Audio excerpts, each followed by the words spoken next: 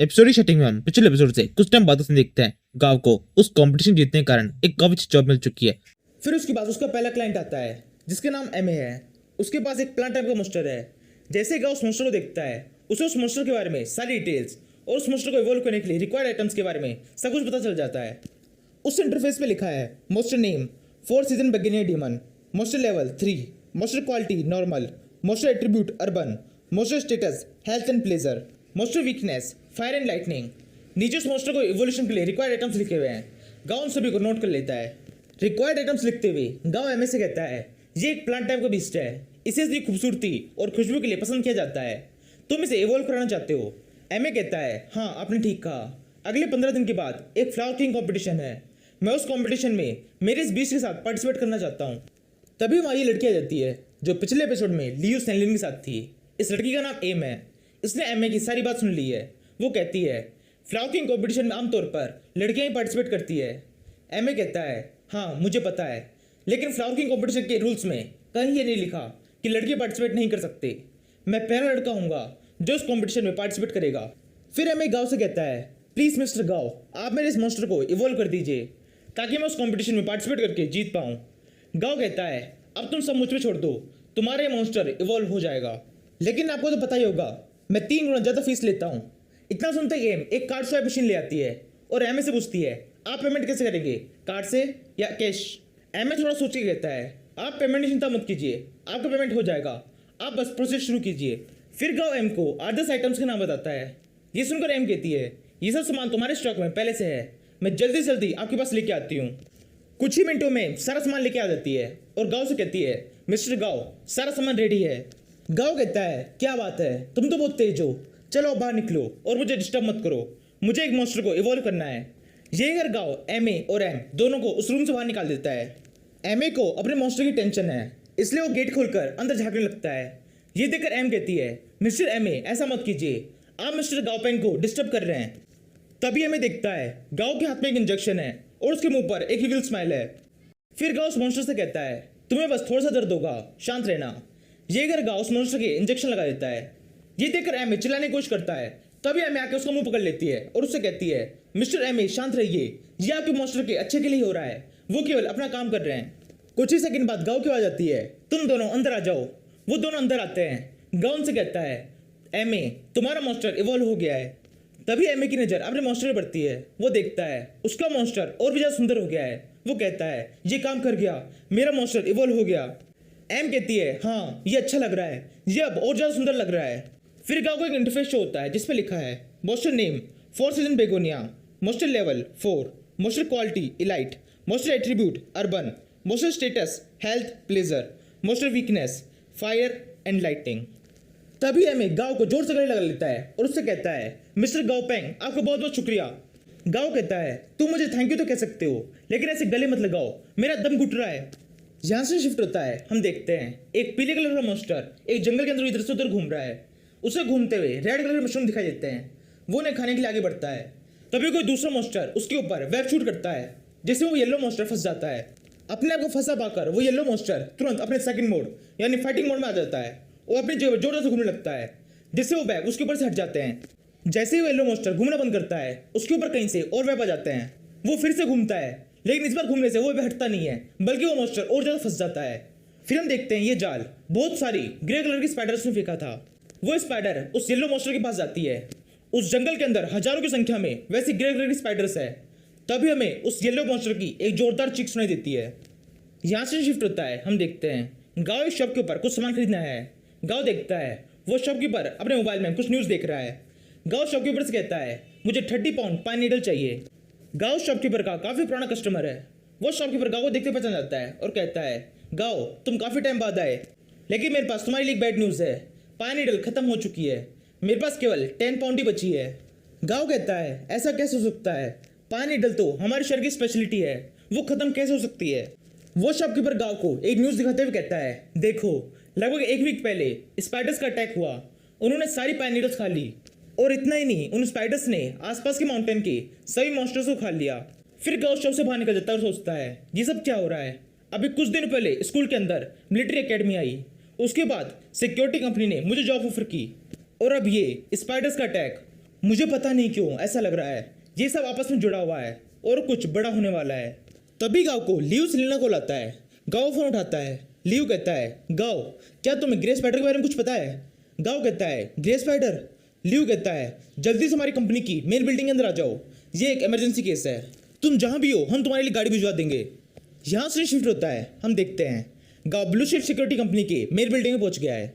उसके वहाँ पहुंचते ही मैनेजर लियो मिस्टर गाँव चिल्लाते हुए गाँव पेंग के पास आता है और कहता है, ये बहुत अर्जेंट है, आप मेरे साथ बिल्डिंग के अंदर चलिए, मैं आपको रास्ते में सब कुछ समझाता हूँ। फिर गाँव और लियो बिल्डिंग के अंदर जाने लगते हैं। लियो गाँव से कहता है, बहुत सारी ग्रे स्पाइडर्स ने हमारे शहर की कई रिसोर्सेज साइट्स पे अटैक कर दिया है और उन्हें खत्म कर दिया है, इसलिए गवर्नमेंट ने ऑर्डर दिया है कि सभी सरकारी और निजी सिक्योरिटी कंपनीज एम्बर फॉरेस्ट के अंदर जाकर इन स्पाइडर्स ये सब करने का कारण पता करें। हमारी कंपनी ने आज ही इस काम के लिए हामी भर दी है, लेकिन हमारे पास इतने ताकतवर मॉन्स्टर नहीं है। हमारे पास बहुत सारे डेविल मेंटिस है, लेकिन वो बहुत ताकतवर नहीं है, इसलिए हम चाहते हैं आप उन्हें इवॉल्व करें। उन मॉन्स्टर्स के इवॉल्व होने के बाद ही हम इस मिशन को सक्सेसफुली कंप्लीट कर पाएंगे। गाँव कहता है, पहले मैं उन डेविल मेंटिस को देखना चाहूँगा, उसके बाद ही मैं आपको बताऊँगा कि मैं इवॉल्व कर सकता हूँ या नहीं। लियो कहता है, मिस्टर गाँव प्लीज़ आप इस काम को बहुत सीरियसली लेना, क्योंकि हमें ये मिशन बहुत मुश्किल से मिला है। हमने गवर्नमेंट को इस मिशन को हमें देने के लिए बड़ी मुश्किल से कन्विंस किया है। यही सब बात करते हुए गाँव और लियो उस रूम तक पहुँच जाते हैं जहाँ कंपनी के सारे डेविल मेंटिस है। लियो अपने कार से उस रूम का गेट खोल के गाँव से कहता है, प्लीज़ आप एक बार इन्हें देख लीजिए, ये हमारी कंपनी के सारे डेविल मेंटिस है। गाँव उस रूम के अंदर देखता है, उस रूम के अंदर सैकड़ों तादाद में डेविल मेंटिस खड़े हुए हैं। लियो गाँव से कहता है, मिस्टर गाँव अगर आपने हमारा ये काम कर दिया तो आपका इनाम आपकी सोच से भी कहीं ज़्यादा होगा। गाँव कहता है, मिस्टर लियो आप मुझे भरोसा रख सकते हैं, मैं आपको निराश नहीं करूँगा। ये कहकर गाँव उस रूम के अंदर चला जाता है और उन डेविल मेंटिस को छूने लगता है। लियो सेलिन रूम के बाहर ही रुका है और वो बाहर से गाँव पे नजर रखे हुए है। थोड़ी देर में लियो के पास एक आदमी आता है और उससे कहता है, मैनेजर लियो ये मिस्टर गाँव क्या कर रहे हैं? ये केवल उन मॉन्स्टर को देख रहे हैं और छू रहे हैं, देखने से लग रहा है वो यहाँ शॉपिंग करने आए हैं। मिस्टर गाँव की उम्र केवल 20 साल है, क्या आपको लगता है वो ये काम कर पाएंगे? लियो कहता है, अगर तुम्हें समझ में नहीं आ रहा कि गाँव क्या कर रहा है तो चुप रहो, वरना तुम्हें तुम्हारी बहन भी नहीं बचा पाएगी। वो आदमी कहता है, ठीक है मैं समझ गया सर। ये घर वहाँ चला जाता है। उस आदमी के जाने के बाद लियो सोचता है, मुझे नहीं पता ये काम करेगा या नहीं, लेकिन अभी इसी लड़के के ऊपर मेरा पूरा भविष्य टिका हुआ है। काश ये उतना ही काबिल हो जितना उसने कहा था। थोड़ी देर में गाँव उन सभी मेंटिस में से 10 मेंटिस को शॉर्टलिस्ट करता है। फिर वो उस आदमी से जो भी लियो के पास गाँव की चुगली करने गया था उससे कहता है, मेरे लिए एक लैब तैयार करो, उसके अंदर ये सारा सामान होना चाहिए। ये कहते हुए गाँव उस आदमी को एक लिस्ट देता है। तभी लियो भी उस आदमी से चिल्ला के कहता है, जो भी गाँव ने कहा है वो सब लेके आओ, उसे जो भी चाहिए वो सब उसे प्रोवाइड करो। ये सुनकर वो आदमी वहाँ से भागते हुए चल जाता है। उसके बाद में लियो सोचता है, ये इसने कैसे किया? इसने सैकड़ों मेंटिस में से सबसे ताकतवर 10 मेंटिस को सिलेक्ट कैसे किया? सीनियर मॉन्स्टर ट्रेनर्स भी ऐसा नहीं कर पाते हैं। इसकी स्किल, इसकी एक्यूरेसी तो बहुत शानदार है। इसने एक काम केवल 10 मिनट में कर दिया। और सबसे कमाल की बात तो यह है, इस लड़के की उम्र केवल 20 साल है। कुछ ही मिनटों में गाँव के अनुसार वो लैब तैयार हो जाती है और फिर कई घंटों की मेहनत के बाद गाँव कुछ बना देता है। ये कुछ है हरे कलर का। फिर हम देखते हैं लियो सेलिन अपने ऑफिस के सीट पर बैठा बैठा ही सो गया है। तभी उसे गाँव की आवाज़ आती है, ये काम कर गया। वो उसकी जल्दी से आँख खुलती है और कहता है, गाँव पेंग क्या हुआ? फिर वो भाग के गाँव की लैब की तरफ जाता है। गाँव कहता है, यहाँ इधर देखो। लियो उस लैब के अंदर देखता है गाँव ने एक मॉन्स्टर को इवॉल्व कर दिया है। इस स्टाफ के सभी लोग हूटिंग लगा रहे हैं, वो सब बहुत खुश हैं। तभी लियो के पास फिर से ये आदमी आता है और उससे कहता है, मिस्टर लियो आपकी नज़र तो बहुत तेज है, आपने एक हीरा ढूंढ लिया है। इस लड़के ने उस मॉन्स्टर को इवॉल्व कर दिया है। लियो गाँव को देख के सोचता है, सच में ये तो कमाल ही हो गया, ये लड़का एक खजाने से कम नहीं है। एपिसोड की स्टार्टिंग में उसी दिन का एक फ्लैशबैक सीन दिखाते हैं जिस दिन गाओपेंग को मॉन्स्टर ट्रेनर कंसल्टेंट की जॉब ऑफर की गई थी। इसमें हम देखते हैं एक मॉन्स्टर घायल पड़ा है, उसके पास उसकी ट्रेनर बैठी हुई है। वो उस मॉन्स्टर से कहती है, हम फिर से हार गए। फिर हम देखते हैं वहाँ पर 3 लड़के और हैं। उनमें से बीच वाला लड़का कहता है, तुम ये टेस्ट हार चुकी हो, अब तुम्हें यहाँ से लौट जाना चाहिए। मैं समझ सकता हूँ इतना आगे आने के बाद हार मान लेना बहुत मुश्किल होता है। वो लड़की उन तीनों लड़कों को देख के सोचती है, ये तीनों अपने आप को कुछ ज़्यादा ही और स्मार्ट समझते हैं, इनके कुछ कहने से कोई फर्क नहीं पड़ता, मैं फिर से कोशिश करूंगी। अब मुझे पता है मुझे क्या करना है, मुझे एक लड़की को ढूंढना है जिसका नाम गाओ पेंग है। यहाँ सीन प्रेजेंट टाइम पे शिफ्ट होता है। गाओ अपने स्कूल में है, वो डाजी को स्पीड इंक्रीजिंग की ट्रेनिंग दे रहा है। उसके हाथ में एक स्टॉप वॉच है। वो डाजी से कहता है, आगे बढ़ो। इतना सुनते डाजी वहां पर पत्थरों के बीच से भागने लगता है। रेस पूरी होने पर गाओ डाजी से कहता है, तुम इस बार पिछली बार से 0.4 सेकंड ज्यादा तेज थे, बहुत अच्छे। फिर गांव की नजर बाकी स्टूडेंट्स पे पड़ती है। वो सभी ट्रेनिंग को छोड़कर कहीं बाहर घूमने जाने की बात कर रहे हैं। फिर गांव ट्रेनर को देखता है, वो किसी स्टूडेंट को मॉन्स्टर को ट्रेन और इवॉल्व करने के बारे में कुछ बता रहा है। गांव ट्रेनर को देख के सोचता है, ट्रेनर भी केवल उन्हीं स्टूडेंट से बात कर रहा है जो सच में अपने मॉन्स्टर को ट्रेन करना चाहते हैं, जो यहाँ केवल टाइम पास के लिए आए हैं। ट्रेनर भी उनसे कोई बात नहीं कर रहा। देखा जाए तो वो सही भी है, वो किसी भी स्टूडेंट को अपने मॉन्स्टर को ट्रेन करने के लिए फोर्स नहीं कर सकता। तभी वहां वो पीले कपड़े वाली लड़की आ जाती है और गांव से कहती है, गांव तुमने अपने मॉन्स्टर को काफी अच्छा ट्रेन किया है। फिर हमें इस लड़की को इंट्रोड्यूस कराते हैं। इस लड़की का नाम टी यंग है। ये लड़की भी गांव की क्लासमेट है। गांव उस लड़की की तरफ देखता है, उस लड़की की हाइट उससे काफी ज्यादा है।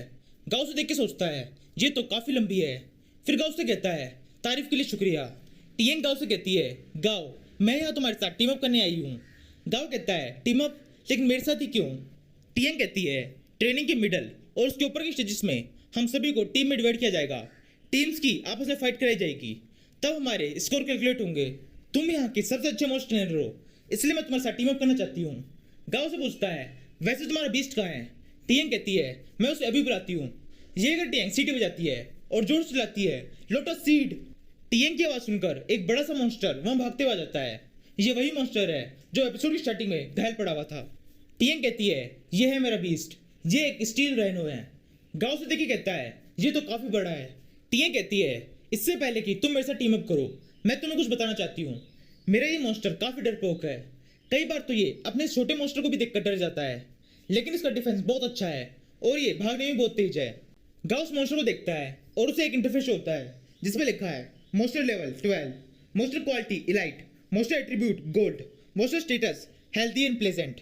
गांव से देख के सोचता है, इसके साथ टीम अप करना ज्यादा बुरा नहीं होगा, क्योंकि यहाँ पर जितने भी स्टूडेंट्स हैं उनके पास जो भी मॉन्स्टर है वो सभी ऑर्डिनरी क्वालिटी के हैं।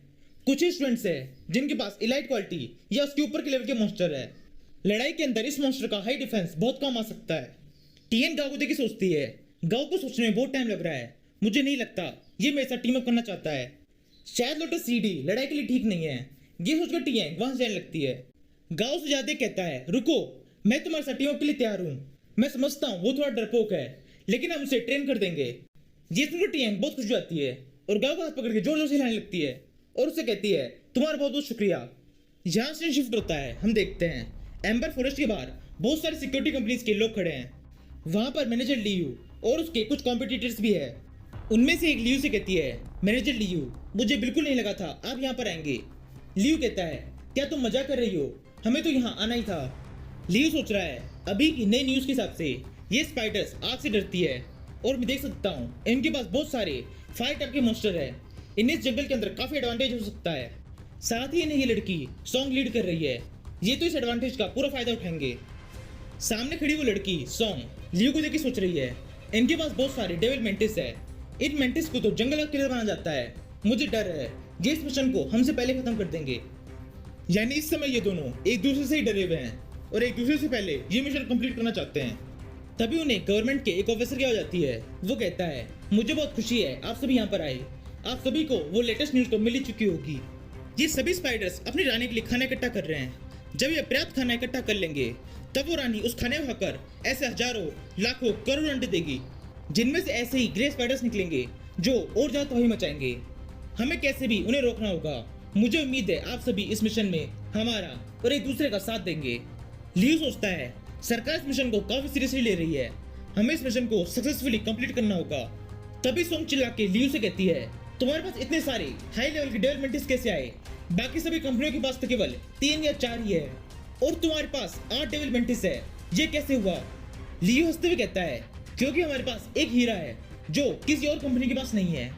तभी उन सभी को एक बड़े से मॉन्स्टर के घुराने की आवाज आती है। लियू देखता है, उस आवाज को सुनकर वो सभी डेवलपमेंट्स बहुत ज्यादा डर गए हैं। तभी वहां पर एक बहुत ही बड़ा मॉन्स्टर आ जाता है। लियू उस मॉन्स्टर को देख कहता है, ये तो ब्लैक एम्बर फॉरेस्ट का किंग है, ये यहाँ के सबसे ताकतवर मॉन्स्टर में से एक है। फिर वो मॉन्स्टर जोर से घुराता है, इससे वहां के सभी लोग वहां से भागने लगते हैं। लियू चिल्लाता है, सब लोग रुको, भागो मत, इसका डट के सामना करो।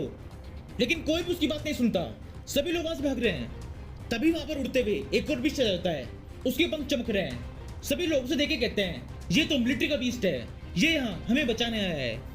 इसके बाद उन दोनों मॉन्स्टर्स के बीच फाइट शुरू हो जाती है, जो ज्यादा लंबी नहीं चलती। उस उड़ने वाले मॉन्स्टर की एक फ्लेम थ्रोर से वो दूसरा मॉन्स्टर वहां से डर के भाग जाता है। उस मॉन्स्टर के जाने के बाद भी सभी लोग बहुत डरे हुए हैं। वो कहते हैं, मुझे तो ऐसा लगा मैंने अपनी मौत को एकदम करीब से देखा है, मैं लगभग मरने ही वाला था। वो गवर्नमेंट ऑफिसर लियू से कहता है, अब आपको सब कुछ जल्दी से करना होगा। लियू कहता है, मैं समझ गया। फिर वहां आए हुए सभी कंपनियों के लीडर अपनी अपनी टीम से कहते हैं, एम्प्लॉइज तैयार हो जाओ, हमें इच्छा काम के लिए करना होगा, सब लोग आगे बढ़ो। ये सुनकर सभी एम्प्लॉइज अपने अपने लीडर के पीछे उस जंगल के अंदर चले जाते हैं। तभी वहां गवर्नमेंट का एक मोस्ट ट्रेनर आ जाता है। गवर्नमेंट का ऑफिसर ट्रेनर से कहता है, ये सब लोग बिल्कुल बेकार है, मिलिट्री सिचुएशन को आसानी से संभाल सकती थी, फिर गवर्नमेंट को इन निजी कंपनियों से मदद मांगने की जरूरत क्यों पड़ी। ट्रेनर कहता है, हमें इनसे ज्यादा जानकारी है, हम इनसे एक कदम आगे हैं, इसका हम फायदा उठा सकते हैं। दुनिया बहुत तेजी से बदल रही है, इस दुनिया का फ्यूचर सेफ रखने के लिए हमें निजी कंपनियों को भी आगे बढ़ने का मौका देना होगा। यहाँ से शिफ्ट होता है, सॉन्ग की टीम स्पाइडर्स की उस केव तक पहुंच चुकी है। वो अपने फाइटर मॉन्स्टर की मदद से उन सभी स्पाइडर्स को मार के तेजी से आगे बढ़ते जा रहे हैं। तभी एक टीम मेंबर सॉन्ग से आगे कहती है, कैप्टन सॉन्ग ये काम नहीं कर रहा है, हम केवल अपना टाइम और एनर्जी वेस्ट कर रहे हैं। हमारे मॉन्स्टर आसानी से इन ग्रे स्पाइडर्स को खत्म कर सकते हैं, लेकिन ये ग्रे स्पाइडर्स बहुत ज्यादा है। अगर हम ऐसे एक एक करके इन ग्रे स्पाइडर्स को मारते रहे तो थोड़ी देर हमारे मॉन्स्टर्स की एनर्जी खत्म हो जाएगी। सॉन्ग कहती है, एक फॉर्मेशन बनाओ जिसमें 3 लेयर होंगे, जिसमें सबसे आगे डिफेंसिव बीस्ट, उनके पीछे सपोर्टिंग और सबसे पीछे ऑफेंसिव बीस्ट होंगे। अब हम लंबी दूरी के अटैक कम और पास के अटैक ज्यादा करेंगे, समझ गए। सॉन्ग कितना कहते ही कुछ ही सेकंड्स में सॉन्ग के कहे अनुसार वो फॉर्मेशन रेडी हो जाता है।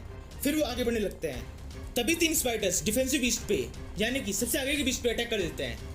ये देखकर एक टीम मेंबर सेकंड लेयर में खड़े एक मॉन्स्टर से कहती है, डिमन फ्लावर थ्रोन आर्मर का यूज करो। वो मॉन्स्टर वैसा ही करता है, इससे सबसे आगे वाले बीस्ट पे एक लाइट आर्मर बन जाता है। फिर कैप्टन सॉन्ग अपने एक छोटे से मॉन्स्टर से कहती है, अब तुम्हारी बारी है, तुम्हें पता है तुम्हें क्या करना है। ये सुनकर छोटा सा बीस्ट जोर से चलता है और उस बीस्ट के ऊपर जिसके ऊपर अभी थ्रोन आर्मर आया है उसके ऊपर फ्लेम थ्रोर से अटैक करता है। थ्रोन आर्मर के कारण उस डिफेंसिव बीस्ट से तो कुछ भी नहीं होता, बल्कि वो फ्लेम थ्रोर 3 टुकड़ों में बढ़ जाती है और उन तीनों स्पाइडर के ऊपर लगती है और वो तीनों स्पाइडर मर जाते हैं। फिर एक टीम मेंबर सॉन्ग से कहती है, ये काम कर रहा है, हमने बहुत कम एनर्जी खर्च करके 3 और स्पाइडर्स को मार दिया है। तभी उन्हें कुछ लोगों के चिल्लाने की आवाज आती है। वो टीम मेंबर कहती है, आगे कुछ लोग फाइट कर रहे हैं, हमें उनको साथ देना चाहिए। सॉन्ग कहती है, हाँ तुमने सीखा, आगे बढ़ो। ये अगर सॉन्ग उस दिशा में भागने लगती है, उसके पीछे बाकी टीम मेंबर्स भी भागने लगते हैं।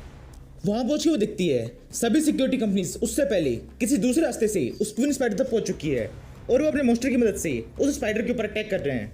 क्वीन ने अपने आगे एक डिफ्लेक्टर शील्ड लगा रखी है जिससे किसी मॉन्स्टर के अटैक से उस पर कोई इफेक्ट नहीं पड़ रहा। सभी टीम लीडर्स अपनी अपनी टीम से कह रहे हैं, फॉर्मेशन बनाए रखो, इस स्पाइडर के ऊपर साइड से जाके अटैक करो, वहां से इसका डिफेंस वीक है। ये सुनकर कुछ टीम मेंबर्स साइड से उस क्वीन स्पाइडर पर अटैक करते हैं, लेकिन इससे भी कोई फर्क नहीं पड़ता। उस क्वीन स्पाइडर का डिफेंस बहुत ज्यादा हाई है। एक टीम लीडर कहता है, ये लड़ाई में ज्यादा अच्छी नहीं है, इसके पास केवल कुछ डिफेंसिव पावर्स है, हमें इसे जल्दी खत्म करना होगा।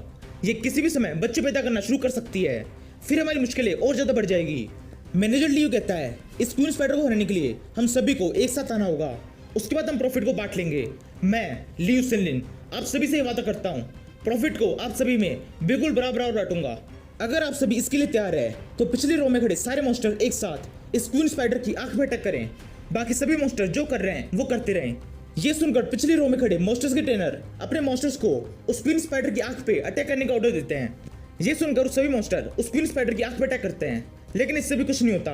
उस क्वीन स्पाइडर की आंख पर भी एक शील्ड बनी हुई है। ये देखकर लियो कहता है, अटैक को और तेज करो और ताकत लगाओ। वहीं कैप्टन सॉन्ग और उसकी टीम अभी तक दूर से ये फाइट देख रही है, उन्होंने अभी तक इस फाइट में हिस्सा नहीं लिया है। तभी एक टीम मेंबर सॉन्ग से कहती है, कैप्टन सॉन्ग हमें भी इस लड़ाई में भाग लेना चाहिए, अगर इन्होंने हमारे बिना ही इस स्पाइडर को हरा दिया तो हमें कोई प्रॉफिट नहीं मिलेगा। इस स्पाइडर को हराने में हमारा सहयोग न होने के कारण सरकार भी हमें कोई इनाम नहीं देगी। सॉन्ग कहती है, हाँ तुम ठीक कर रही हो, और अगर गवर्नमेंट ऑफिसर को पता चला कि हम इस लड़ाई में हिस्सा लेने के बजाय दूर से खड़े होकर देख रहे थे तो हमारे ऊपर इसका बहुत बुरा प्रभाव पड़ेगा। लेकिन मुझे इस क्वीन स्पाइडर में कुछ गड़बड़ लग रही है, ये मुझे ठीक नहीं लग रही। फिर हम देखते हैं उस क्वीन स्पाइडर और बाकी सभी मॉन्स्टर के बीच फाइट अभी भी जारी है। वो सभी मॉन्स्टर लगातार उस स्पाइडर के ऊपर अटैक करते जा रहे हैं। तभी हम देखते हैं आग में हो रहे लगातार अटैक कारण आग के सामने की शील्ड टूट जाती है। लियो चिल्ला के कहता है, आग के सामने शील्ड टूट चुकी है, जल्दी अटैक करो। लियो की बात सुनकर एक डेविल मेंटिस चलता है और उस क्वीन स्पाइडर की आंखों पे अपने पंजों से एक जोरदार क्रॉस चॉप अटैक करता है। डेविल मेंटिस के उस अटैक से उस क्वीन स्पाइडर की एक साइड की 3 आंखें खराब हो जाती है। ये देखकर सॉन्ग अपने साथियों से इशारा करके कहती है, पीछे हटो, ये ठीक नहीं हुआ। अब उस क्वीन स्पाइडर को बहुत ज्यादा गुस्सा आ जाता है, वो जोर जोर से चिल्लाने लगती है, जिससे वहां खड़े सभी लोगों के कानों में दर्द होने लगता है। लियो अपने कान पे हाथ रख के कहता है, कौन था वो जो कह रहा था कि इस स्पाइडर के पास अटैकिंग पावर नहीं है। तभी लियो देखता है उस स्पाइडर के अंदर से बहुत तेज और लाइट निकल रही है। फिर लियो भाग के अपने डेविल एंटिस के ऊपर बैठ जाता है और चिल्ला के कहता है, अब हम कुछ नहीं कर सकते, जल्दी यहाँ से निकलो। तभी वो स्पाइडर क्वीन अपने 8 हाथों से उन सभी मॉन्स्टर्स के ऊपर अटैक कर देती है। यहाँ से शिफ्ट होता है, हम देखते हैं जंगल के बाहर बहुत सारे गवर्नमेंट के ऑफिसर और सोल्जर्स खड़े हैं। उनमें से एक ऑफिसर दूसरे से कहता है, उन्हें गए हुए 3 घंटे से ज्यादा हो गया है, वो अभी तक वापस नहीं लौटे, उन्हें काफी देर हो गई। दूसरा ऑफिसर कहता है, नहीं अभी देर नहीं हुई है, इस तरह के मिशन में कम से कम 5 घंटे का समय लगता है। तभी उस ऑफिसर की नजर जंगल की तरफ बढ़ती है। एक उड़ता हुआ मॉन्स्टर उनकी तरफ आ रहा है। वो चिल्ला के कहता है, सब उधर देखो, कोई आ रहा है। लीडिंग ऑफिसर उस तरफ देख के कहता है, कोई मॉन्स्टर आ रहा है, सभी सोल्जर लड़ाई के लिए तैयार हो जाओ, सभी मेरे इशारे पर अटैक करेंगे। फिर हम देखते हैं वो उड़ता हुआ मॉन्स्टर एक डेविल मेंटिस है जिसके ऊपर लियो सिलिन बैठा हुआ है। वो चिल्ला के कहता है, रुक जाओ, अटैक मत करो, मैं दोस्त हूँ। कुछ ही सेकंड में डेविल मेंटिस जिन पे आके लैंड होता है। लियो सिलिन उसके ऊपर से उतरता है। एक ऑफिसर भाग के लियो के पास आता है और उससे पूछता है, तुम अकेले कैसे आए, वहां क्या हुआ, बाकी लोग कहाँ हैं?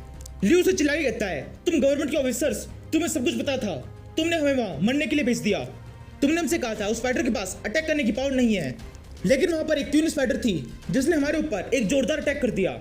फिर लीडिंग ऑफिसर ही वहां जाता है और लियो से पूछता है, शांत हो जाओ और हमें अच्छे से बताओ वहां क्या हुआ। लियो कहता है, हम तुम्हारी बताई हुई उस गुफा के अंदर गए जहां हमारा सामना उस क्वीन स्पाइडर से हुआ जो इवॉल्विंग प्रोसेस में थी। उसकी पावर हमसे बहुत ज्यादा थी, इसलिए हम सब ने साथ में मिलकर उस पर अटैक किया। हम उस मिशन को कंप्लीट करना चाहते थे, इसलिए हमने उसे हराने के लिए अपना सब कुछ लगा दिया और अब हम अपना सब कुछ हार चुके हैं। हमने अपने सारे मॉन्स्टर खो दिए। मैं बड़ी मुश्किल से वहां से बच के निकला हूँ। मुझे नहीं पता और कितने लोग वहां से बच पाए होंगे, कोई बचा होगा या नहीं। लियो की बात सुनकर लीडिंग ऑफिसर बाकी ऑफिसर की गलती निकालते हुए उनसे कहता है, तुमने हमसे कहा था उस क्वीन स्पाइडर के पास अटैक करने की पावर नहीं है, यह है तुम्हारी रिसर्च, तुम्हारी वजह से देखो कितने लोग मारे गए। तभी उस जंगल में से एक और आदमी घायल हालत में भगते हुए आता है। सभी ऑफिसर से देख के कहते हैं, देखो वहां एक और बच गया। लीडर ऑफिसर से पूछता है, वो क्वीन स्पाइडर कहाँ है, क्या उसने तुम्हारा पीछा किया? वो घायल आदमी कहता है, मुझे नहीं पता, मैंने आखिरी बार जब उसे देखा था वो बाकी लोगों का पीछा कर रही थी, मैं बड़ी मुश्किल से वहां से बच के निकला हूँ। लियो उस घायल आदमी को ये कहता है, शुक्र है भगवान का, लाओली तुम भी बच गए।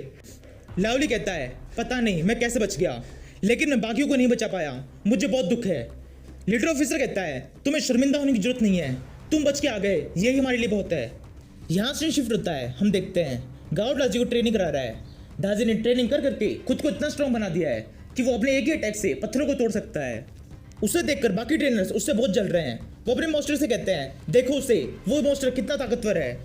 गांव सोच रहा है, एक इलाइट लेवल का मॉन्स्टर पूरे दिन में जितना खाना खाता है उतना तो डम्बी उड़ाजी केवल नाश्ते में खा जाते हैं, लेकिन मुझे ये करना ही होगा, मुझे डम्बी उड़ाजी को इवॉल्व करना है। एक बार ये हो जाए उसके बाद मैं जिनशाइन सिटी में जाकर सीनियर मॉन्स्टर सर्टिफिकेट के लिए अप्लाई कर सकता हूँ। वैसे डम्बी लेवल 14 पहुंच चुका है, लेकिन वो पूरे दिन फ्रिज के सामने खड़ा रहता है, वो उसे घूरता रहता है। और डाजी ये भी बहुत ज़्यादा ट्रेनिंग करने के बाद लेवल 13 पहुंच चुका है, ये पहले से काफ़ी स्ट्रांग हो गया है। तभी वहाँ पे टियांग अपने मॉन्स्टर के साथ आ जाती है और गाओ को एक कॉपी दिखाते हुए कहती है, गाओ ये मेरी नोट्स है, इसकी मदद से मैं अपने मॉन्स्टर को ट्रेन करूंगी। गाओ टियांग से वो कॉपी लेकर उसे पढ़ने लगता है। उस कॉपी के अंदर कुछ भी काम का लिखा हुआ नहीं है। गाओ उसे देख हंसने लगता है। टियांग कहती है, तुम क्यों हंस रहे हो, क्या हुआ? गाओ से कंधे पे हाथ रखे कहता है, नहीं कुछ नहीं, मुझे यकीन है तुम ये कर लोगी, तुम अपने मॉन्स्टर को ट्रेन कर लोगी। तभी उन्हें वहां लगे स्पीकर्स में ट्रेनर की आवाज आती है। वो कहता है, सभी स्टूडेंट्स स्टेज के सामने इकट्ठा हो जाओ। थोड़ी देर में सभी स्टूडेंट्स स्टेज के सामने लाइन लगा खड़े हो जाते हैं। स्टेज के ऊपर ट्रेनर खड़ा हुआ है। वो कहता है, आप सभी की ट्रेनिंग का फर्स्ट फेज कंप्लीट हो चुका है, सेकंड फेज में जाने से पहले मैं कुछ स्टूडेंट्स के नाम अनाउंस करूंगा। फिर ट्रेनर एक एक करके स्टूडेंट्स के नाम लेने लगता है, लियू केसियू, सी जियांग, हु यैन, ऐसे ही वो 5 और स्टूडेंट्स के नाम लेता है। इसके अंदर गाओ पेंग का नाम नहीं है। फिर वो एंड में कहता है, इन सभी स्टूडेंट्स को एलिमिनेट किया जाता है। मैंने अभी जिन भी स्टूडेंट्स के नाम लिए वो सभी यहाँ से चले जाएं। ये सुनकर वो सभी स्टूडेंट्स जिनके ट्रेनर ने नाम लिए वो सभी चिल्लाने लगते हैं, ये सही नहीं है, हमें बाहर क्यों निकाला गया, हमने तो पूरी प्रैक्टिस की थी, नहीं ये गलत हुआ है। तभी स्टेज के ऊपर और दो ट्रेनर्स आ जाते हैं और उन सभी स्टूडेंट्स को घूर के देखने लगते हैं। बीच वाला ट्रेनर कहता है, हमने पिछले कुछ हफ्तों में आप सभी की हरकतें नोट की है, आप सभी ट्रेनिंग के बजाय आलतू फालतू की बातें करते रहते हैं, ये डिसीजन बिल्कुल सही है। आप लोग तो हमें पागल समझते हैं, लेकिन हमने आपके ऊपर पूरी नजर रखी हुई थी। जिनका भी नाम लिया है वो तुरंत यहाँ से चले जाएं, वरना आपके साथ ठीक नहीं होगा। फिर वो सभी स्टूडेंट्स अपनी अपनी हरकतों के बारे में सोचने लगते हैं। एक सोचता है, मैं ट्रेनिंग के टाइम पे मोबाइल में गेम खेल रहा था। दूसरी सोचती है, मैं ट्रेनिंग के टाइम पे सो रही थी। ट्रेनर ने एक स्टूडेंट सी जेंग से कहता है, सी जेंग कैसा रहा, फोन में गेम खेल के मजा आए, अब पूरे टाइम गेम ही खेलते रहना। फिर वो दूसरे स्टूडेंट हैन जिनटाई से कहता है, तुम ट्रेनिंग टाइम पे सो रही थी, अब क्लास में जाओ और वहां जाके सो। ट्रेनर कहता है, हमने देखा है कुछ स्टूडेंट्स यहाँ पर पढ़ाई से बचने के लिए आते हैं, ऐसा नहीं चलेगा। अगर आप ट्रेनिंग के लिए सीरियस नहीं है तो आप इस ट्रेनिंग प्रोग्राम का हिस्सा नहीं हो सकते। फिर एलिमिनेटेड स्टूडेंट्स वहाँ चले जाते हैं। ट्रेनर कहता है, ट्रेनिंग का सेकंड फेज शुरू हो चुका है, अब आप सभी को थोड़ा सतर्क रहना होगा क्योंकि इस फेज में आपके मास्टर की जान जा सकती है। यहाँ से एक असली लड़ाई शुरू होती है। ये सुनकर सभी स्टूडेंट डर जाते हैं। एक स्टूडेंट अपने घमंड में कहता है, मुझे इस बात का कोई डर नहीं है, मेरा मास्टर यहाँ सबसे ताकतवर है, वो सभी मास्टर्स को मार देगा लेकिन उससे कोई कुछ नहीं कर पाएगा। ये सुनकर एक दूसरा घमंडी स्टूडेंट उससे कहता है, तुम्हारा मास्टर तो केवल एक बालों का गुच्छा है, मेरा मास्टर उसे आसानी से चीर देगा। फिर इन दोनों स्टूडेंट्स के बीच बहस शुरू हो जाती है। ट्रेनर उन्हें इग्नोर करते हुए कहता है, अब आप सभी स्टूडेंट्स को आगे की ट्रेनिंग के लिए 5 स्टूडेंट्स के ग्रुप बनाने हैं, उसके बाद आप सभी की रियल फाइट शुरू होगी। इतना सुनते हुए दोनों स्टूडेंट्स गाओपेंग के पास आए खड़े हो जाते हैं और सबसे कहते हैं, हम दोनों गाओपेंग की टीम में हैं और कोई नहीं आएगा, हमारी टीम सबसे बेस्ट होगी। गाओ कहता है, ट्रेनर ने कहा था हर टीम में 5 जन होने चाहिए, हमें एक और टीम मेंबर की जरूरत है। तभी वहां ये लड़का आ जाता है और गाओ से कहता है, गाओ तुम्हारी टीम का 5वां और आखिरी मेंबर मैं हूँ, मेरा नाम जूंग रिम्बई है, मैं तुम्हारी टीम का प्रैक्टिकल ट्रेनिंग इंस्ट्रक्टर हूँ, चलो ट्रेनिंग शुरू करते हैं, पहले कौन आएगा। फिर हम देखते हैं उस इंस्ट्रक्टर के पीछे 2 बड़े बड़े पिंजरे हैं जिनके अंदर 2 अलग अलग तरह के मॉन्स्टर है। गाओ पहले मॉन्स्टर को देखता है जो एक लाल कलर का बड़ा सा पिग है। गाओ को एक इंटरफेस शो होता है जिसपे लिखा है, monster name steel pig, monster level 9, monster quality normal, monster status weekly bounded. उस मॉन्स्टर को देखकर ये दोनों लड़के बहुत डर जाते हैं। वो इंस्ट्रक्टर से कहते हैं, इंस्ट्रक्टर ये तो बहुत डरावना है, क्या तुम्हारे पास कोई और मॉन्स्टर नहीं है। फिर इंस्ट्रक्टर दूसरे पिंजरे की तरफ इशारा करके कहता है, इसको देखो एक बार। गाओ दूसरे मॉन्स्टर को देखता है जो दिखने में थोड़ा सा कमजोर और बीमार सा लग रहा है। उसे देखकर गाओ को एक इंटरफेस शो होता है जिसमें लिखा है, monster name hairless bloodhound, monster level 10, monster quality elite, monster status very injured, try to care. Instructor कहता है, इन दोनों में से किसी को भी अपने साथ फाइट के लिए चुन लो। ये सुनकर गाओ सोचता है, ये ब्लड हाउंड इलाइट क्वालिटी का है, यानी ये उस पिग से तो ज्यादा ताकतवर है। ये ब्लड हाउंड दिखने में तो कमजोर लग रहे हैं लेकिन ये लड़ाई के समय बहुत ज्यादा अग्रेसिव हो जाते हैं, इसलिए मुझे लड़ाई के लिए इस पिग को ही चुनना चाहिए। ये सोचकर गाओ आगे बढ़कर इंस्ट्रक्टर से कहता है, मैं तुम्हारा चैलेंज एक्सेप्ट करता हूँ, मैं इस पिग के साथ फाइट करना चाहता हूँ। ये सुनकर इंस्ट्रक्टर उस पिंजरे का गेट खोल देता है जिसमें से वो पिग बाहर निकलकर गाओ पर अटैक करने के लिए उसकी तरफ भागता है। गाओ डाजी से कहता है, डाजी हरा दो इसे, बता दो तुमने क्या सीखा है। ये सुनकर डाजी भी उस पिग पर अटैक करने के लिए उसकी तरफ हटता है। वो पिग पहले डाजी के ऊपर अपने पंजे से अटैक करता है। डाजी अपनी फुर्ती से उस अटैक को डॉज कर लेता है। फिर वो तुरंत कूदकर उस पिग के ऊपर बहुत जोर से काट लेता है। इससे पिग के बहुत तेज दर्द होता है, वो इधर से उधर अपना मुंह झटकने लगता है। थोड़ी देर में डाजी की पकड़ छूट जाती है और वो जमीन पर गिर जाता है। ये देखकर ये लंबा वाला लड़का कहता है, क्या डाजी हार गया, क्या ये फाइट खत्म हो गई। गाओ सोच रहा है इस फाइट के अंदर डाजी को अपनी हाइट का डिसएडवांटेज है लेकिन उसने इस फाइट को अच्छी तरह संभाल लिया है। उसने अपनी एक ही बाइट से उस पिग के अंदर काफी सारा जहर इंजेक्ट कर दिया है। तभी उस जहर के प्रभाव से उस पिग के पैर कांपने लगते हैं और वो बेहोश होकर जमीन पर गिर जाता है। ये देखकर सब बहुत चौंक जाते हैं। वो कहते हैं, यह अभी क्या हुआ, इस पिग के पास तो अपनी हाइट का एडवांटेज था, फिर भी अचानक से गिर कैसे गया। इंस्ट्रक्टर कहता है, इस स्टील पिग के ऊपर पॉइजन का इफेक्ट हुआ है। ये सुनकर वो कम हाइट वाला लड़का उस इंस्ट्रक्टर से पूछता है, पॉइजन इफेक्ट ये कब लगा। फिर वो इंस्ट्रक्टर गाओ से कहता है, बधाई हो, तुम ये फाइट जीत चुके हो, तुम्हारे पास एक बहुत ही टॉक्सिक सेंटीपीड है जिसकी फाइटिंग स्किल बहुत ज्यादा अच्छी है। वैसे तुम्हें पॉइजन इफेक्ट के बारे में एक बात पता होनी चाहिए, ये पॉइजन इफेक्ट एक मॉन्स्टर के ऊपर केवल एक बार ही काम करता है, दूसरी बार ये कोई असर नहीं करेगा। गाओ कहता है, आपके गाइडेंस का शुक्रिया। तभी गाओ के पास जाता है और उसके पास आकर अपनी पूंछ लेने लगता है। गाओ उसको कुछ खाने के लिए देता है। ये देख इंस्ट्रक्टर कहता है, ये तुम क्या कर रहे हो, ये एक सेंटीपीड है, कोई डॉग नहीं। थोड़ी देर बाद इंस्ट्रक्टर टीम के बाकी मेंबर से कहता है, स्टील पिग फाइट के लिए रेडी है, अगला कौन आएगा। ये सुनकर वो लंबा वाला लड़का कहता है, मेरा मॉन्स्टर इस स्टील पिग को आसानी से हरा देगा। ये सुनकर वो छोटा लड़का कहता है, तुम इस स्टील पिग को हराओगे, क्या तुमने आज तक किसी कुत्ते को भी हराया है। इसके बाद उन दोनों में फिर से बहस शुरू हो जाती है। ये देख इंस्ट्रक्टर कहता है, बहस बंद करो और ट्रेनिंग पर ध्यान दो। फिर वो लंबा लड़का अपने स्कॉर्पियन मॉन्स्टर के साथ उस स्टील पिग से फाइट करने के लिए आगे जाता है। फिर उस स्टील पिग और स्कॉर्पियन के अंदर फाइट शुरू हो जाती है। वो लंबा लड़का अपने मॉन्स्टर से कहता है, स्कॉर्पियन अपनी पूंछ के जहर से इस मॉन्स्टर को खत्म कर दो। वो स्कॉर्पियन वैसा ही करता है, वो अपने पूंछ के डंक से कई बार उस पिग के ऊपर करता है। थोड़ी देर में पिग बेहोश होकर हार जाता है। ये देखकर वो लंबा लड़का कहता है, देखा मैंने कहा था ना, मैं इस स्टील पिग को आसानी से हरा दूंगा। तभी वो देखता है उसका स्कॉर्पियन भी बेहोश हो चुका है। वो कहता है ये क्या हुआ, मेरा स्कॉर्पियन बेहोश कैसे हुआ। गाओ कहता है उसके ऊपर पॉइजन का इफेक्ट लगा है। वो लंबरडे कहता है पॉइजन इफेक्ट, लेकिन कैसे। टियांग कहती है अभी थोड़ी देर पहले गांव के मास्टर ने उस स्टील पिक के साथ फाइट की थी, तब गांव के मास्टर ने उस स्टील पिक के अंदर जहर इंजेक्ट किया था।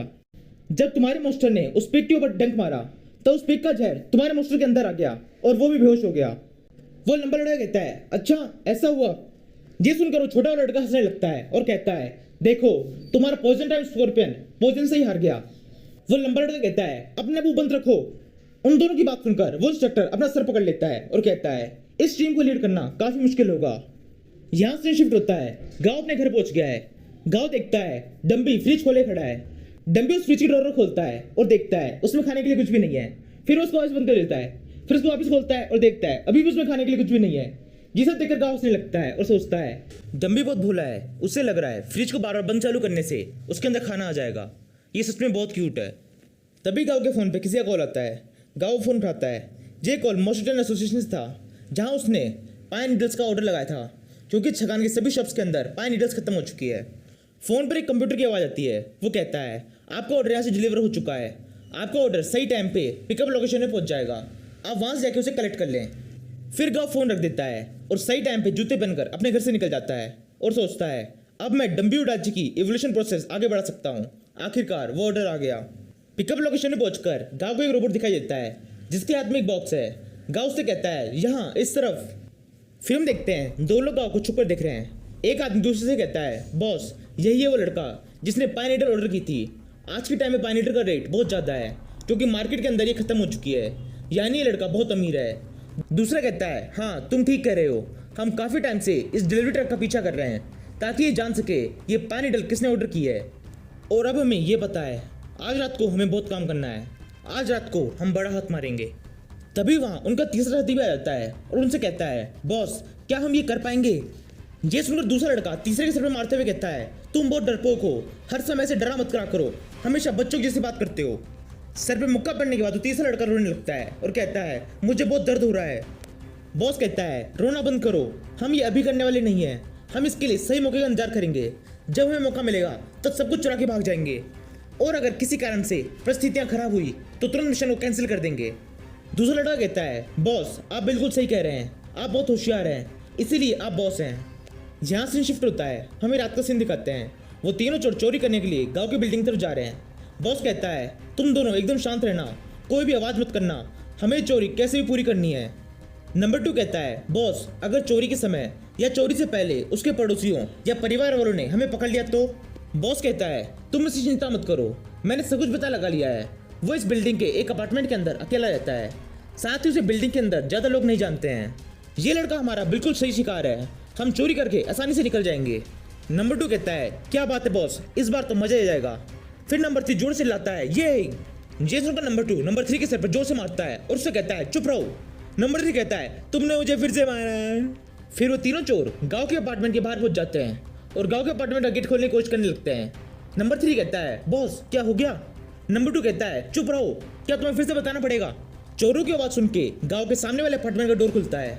अंदर से गांव की नेबर सिस्टर टैंग बाहर आती है और उन चोरों को देख के कहती है तुम आधी रात के समय यह क्या कर रहे हो। उसे देखकर नंबर 3 कहता है मिस हमें माफ़ कीजिए, हम ये डोर ओपन करने की कोशिश कर रहे थे, काफ़ी देर हो गई, ये डोर खुल ही नहीं रहा। नंबर 2 कहता है हाँ ये ठीक कह रहा है, हमने आपकी नींद खराब की, हमें माफ़ कीजिए। टैंग कहती है तुम्हें जो करना है वो करो, बस अब आवाज़ नहीं होनी चाहिए। ये अगर टैंग अपने अपार्टमेंट के अंदर जाने लगती है, उन चोरों का बहुत जल्दी से उठकर टैंग के अपार्टमेंट का डोर पकड़ लेता है और उससे कहता है मिस हमें थोड़ी सी प्यास लगी है, क्या आप पानी ला सकती हैं। टैंग कहती है बिल्कुल, क्यों नहीं, अंदर आ जाओ। ये सुनकर दोनों चोर हंसने लगते हैं। उन्हें लग रहा है उनका प्लान काम कर रहा है, लेकिन ऐसा नहीं है, बल्कि टैंग उन्हें फंसा रही है। बॉस अपने साथियों से कहता है इन्हें थैंक यू कहो। वो दोनों साथी टैंग को थैंक यू कहते हैं। ये अगर वो तीनों चोर टैंग के अपार्टमेंट के अंदर घुस जाते हैं। अंदर पहुंचने के बाद बॉस नंबर 2 को गेट बंद करने का इशारा करता है। नंबर 2 जल्दी से आकर गेट को लॉक कर देता है। ये देखकर टैंग उनसे पूछती है तुमने डोर को लॉक किया। बॉस कहता है हमें डर था, हमारी आवाज़ों से आसपास के पड़ोसी जाग जाएंगे और उन्हें परेशानी होगी। टैंग कहती है तुम इस चिंता मत करो, मैंने अपने अपार्टमेंट में साउंड प्रूफिंग करा रखी है, यानी अब तुम तीनों के गिरने पड़ने की और चीखने की आवाज़ें भी बाहर तक नहीं जाएगी। ये सुनकर वो तीनों चोर थोड़ा डर जाते हैं। नंबर 2 कहता है बॉस ये तो हमें ही डरा रही है।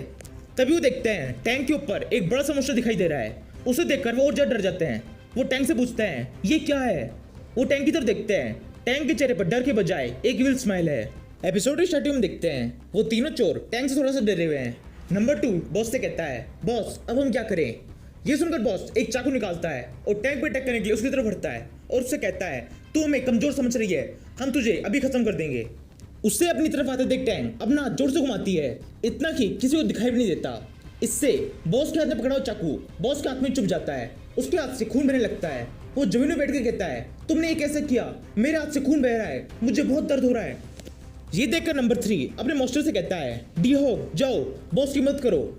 ये सुनकर डी हॉग बॉस की तरफ कूदता है, लेकिन बीच में सही टैंक का मास्टर उस डी हॉग को अपनी जीभ से पकड़कर खा जाता है। ये देखकर नंबर 3 चिल्लाता है ओह नो मेरा प्यारा मॉन्स्टर। फिर टैंक अपने उस मॉन्स्टर से कहती है मैं तुमसे कितनी बार कहा है ऐसे ही कुछ ही मत खा लिया करो, तुम्हारे लिए ऐसे छोटे मोटे मॉन्स्टर्स को खाना ठीक नहीं है। तभी कहीं से एक मॉन्स्टर टैंक के ऊपर शार्प नीडल अटैक कर देता है, जिससे नीडल जैसी पैनी चीजें टैंक की बॉडी में घुस जाती है। फिर हम देखते हैं ये अटैक उन चोरों के बॉस के एक चूहे जैसे मॉन्स्टर ने किया था। बॉस कहता है बुलेट रेड बहुत अच्छे। फिर बॉस टैंक से कहता है अकड़ू लड़की दिखाओ अपनी पावर, निकल गई सारी अकड़। तभी वो देखता है उस शार्प नीडल अटैक से टैंक के कुछ भी नहीं हुआ है। वो टैंक से पूछता है ए लड़की तुझे कुछ हुआ क्यों नहीं। टैंक कहती है मैं तुझे कह के बता देती लेकिन तू समझ नहीं पाएगा, लेकिन अगर तूने पूछा ही है तो मैं तुझे अपने हाथों समझाती हूँ, हमारे पास बहुत टाइम है। फिर टैंक धीरे धीरे उन चोरों की तरफ बढ़ती है। चोर कहते हैं हमारे पास मत आओ। फिर हमें कुछ ही सेकंड बाद उन चोरों की चीखने की आवाज आती है। बहुत थोड़ी सी आवाजें टैंक के रूम से गांव के रूम तक पहुंच जाती है। गांव सो रहा है। जब वो आवाजें सुनता है वो सोचता है कौन है ये जो इतनी रात को जाग रहा है। फिर हमें वापस टैंक के पार्टनर का सीन दिखाते हैं। टैंक ने उन तीनों चोरों को अच्छे से पीटने के बाद रस्सी से बांध दिया है।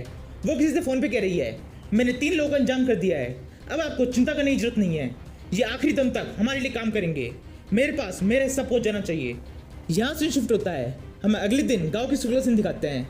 गांव और उसकी टीम के 2 लड़कों के मॉन्स्टर किसी तीसरे मॉन्स्टर के साथ फाइट कर करके बहुत बुरी तरह से थक चुके हैं।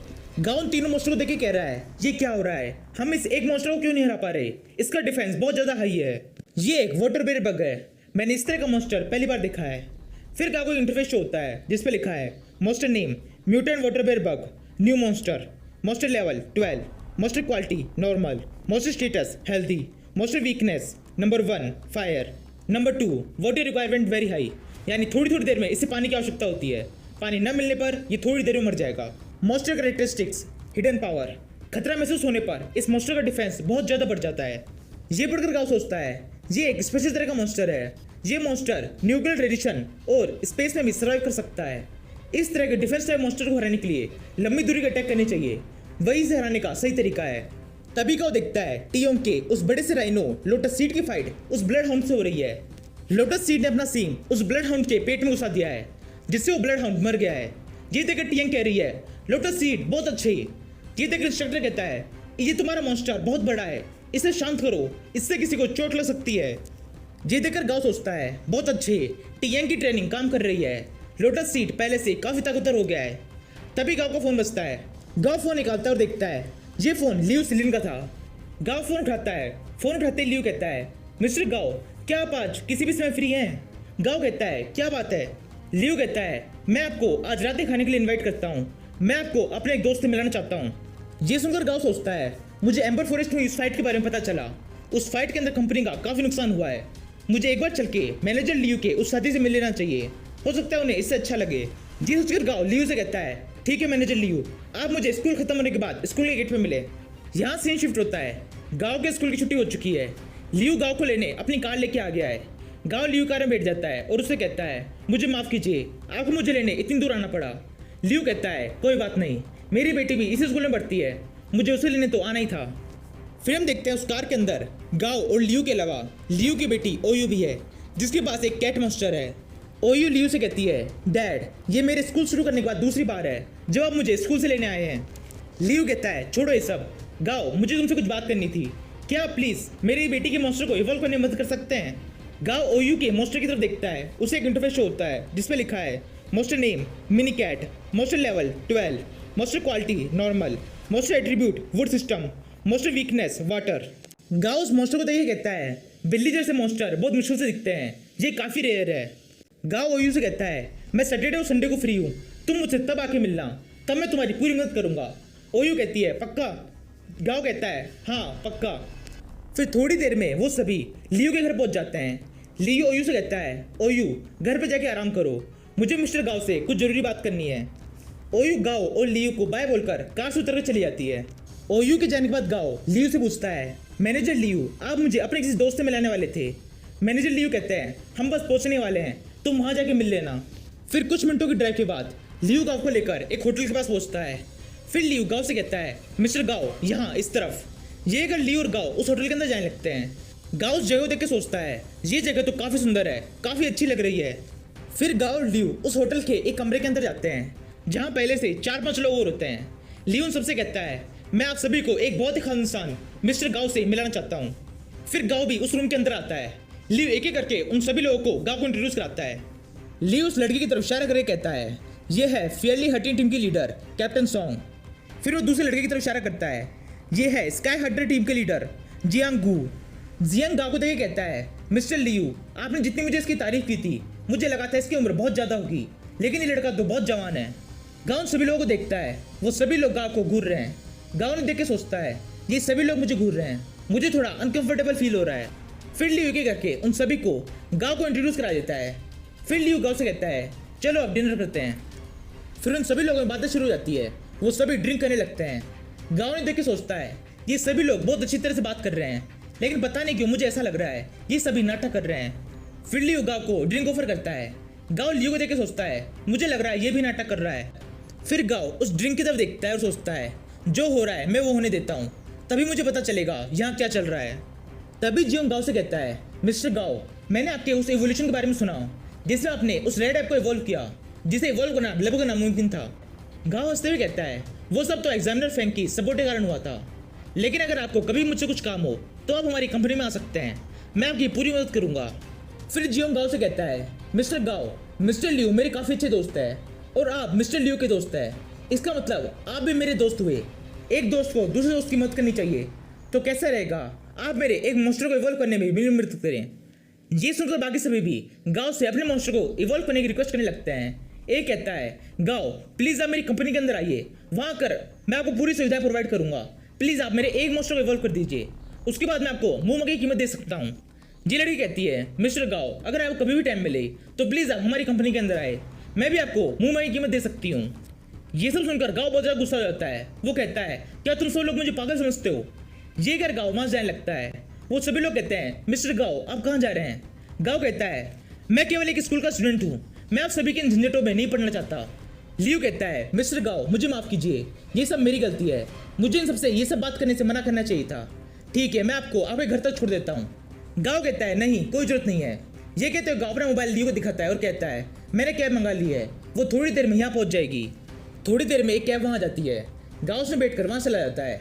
उसके जाने के बाद वहाँ खड़े सभी लोग बहुत गुस्सा हो जाते हैं। उनमें से एक कहता है, ये लड़का तो बहुत तकड़ू है, उसने हमारी बात ठीक से सुनी भी नहीं, हमने उसे कितना अच्छा ऑफर दिया था। दूसरा कहता है, उस पर गुस्सा मत करो, वो केवल एक बच्चा है, उसे भूल जाओ। फिर मैनेजर लियो उनसे कहता है, मैं वो गुस्सा दिलाना नहीं चाहता था, मुझे माफ़ करो, मैं नहीं जानता था गाओ उस तरह का बिहेव करेगा। फिर वो सभी होटल में जाने लगते हैं और लियो से कहते हैं, ठीक है कोई बात नहीं, तुमने हमें यहाँ डिनर के लिए बुलाया था, चलो वो कंप्लीट करते हैं। फिर लियो भी उनके पीछे होटल के अंदर जाने लगता है। तभी जॉन्ग लियो के अंदर फांस रह के कहता है, मैनेजर लियो, एम्बर फॉरेस्ट के अंदर आपने मुझ पर एक एहसान किया था, वो मैंने अब चुका दिया है, अब हमारे बीच कुछ भी नहीं है, अब हम दोस्त नहीं हैं। मैनेजर लियो कहता है, जॉन्ग तुम ऐसा क्यों कह रहे हो, हम लाइफ टाइम के फ्रेंड्स हैं। जॉन्ग कहता है, नहीं ऐसा नहीं है, तुमने मुझ पर एहसान किया था इसलिए हमारे बीच दोस्ती थी, एहसान खत्म दोस्ती भी खत्म। एपिसोड की स्टार्टिंग में देखते हैं गाओ अपने घर पहुंच गया है। घर पहुंचे वो टीवी चालू करता है। टीवी में न्यूज़ आ रही है। न्यूज़ में रिपोर्टर कह रहा है, ब्लू जेनेटिक लिक्विड जिसे जियोबैंक ग्रुप ने लॉन्च किया था, इसके बहुत सारे साइड इफेक्ट सामने आ रहे हैं।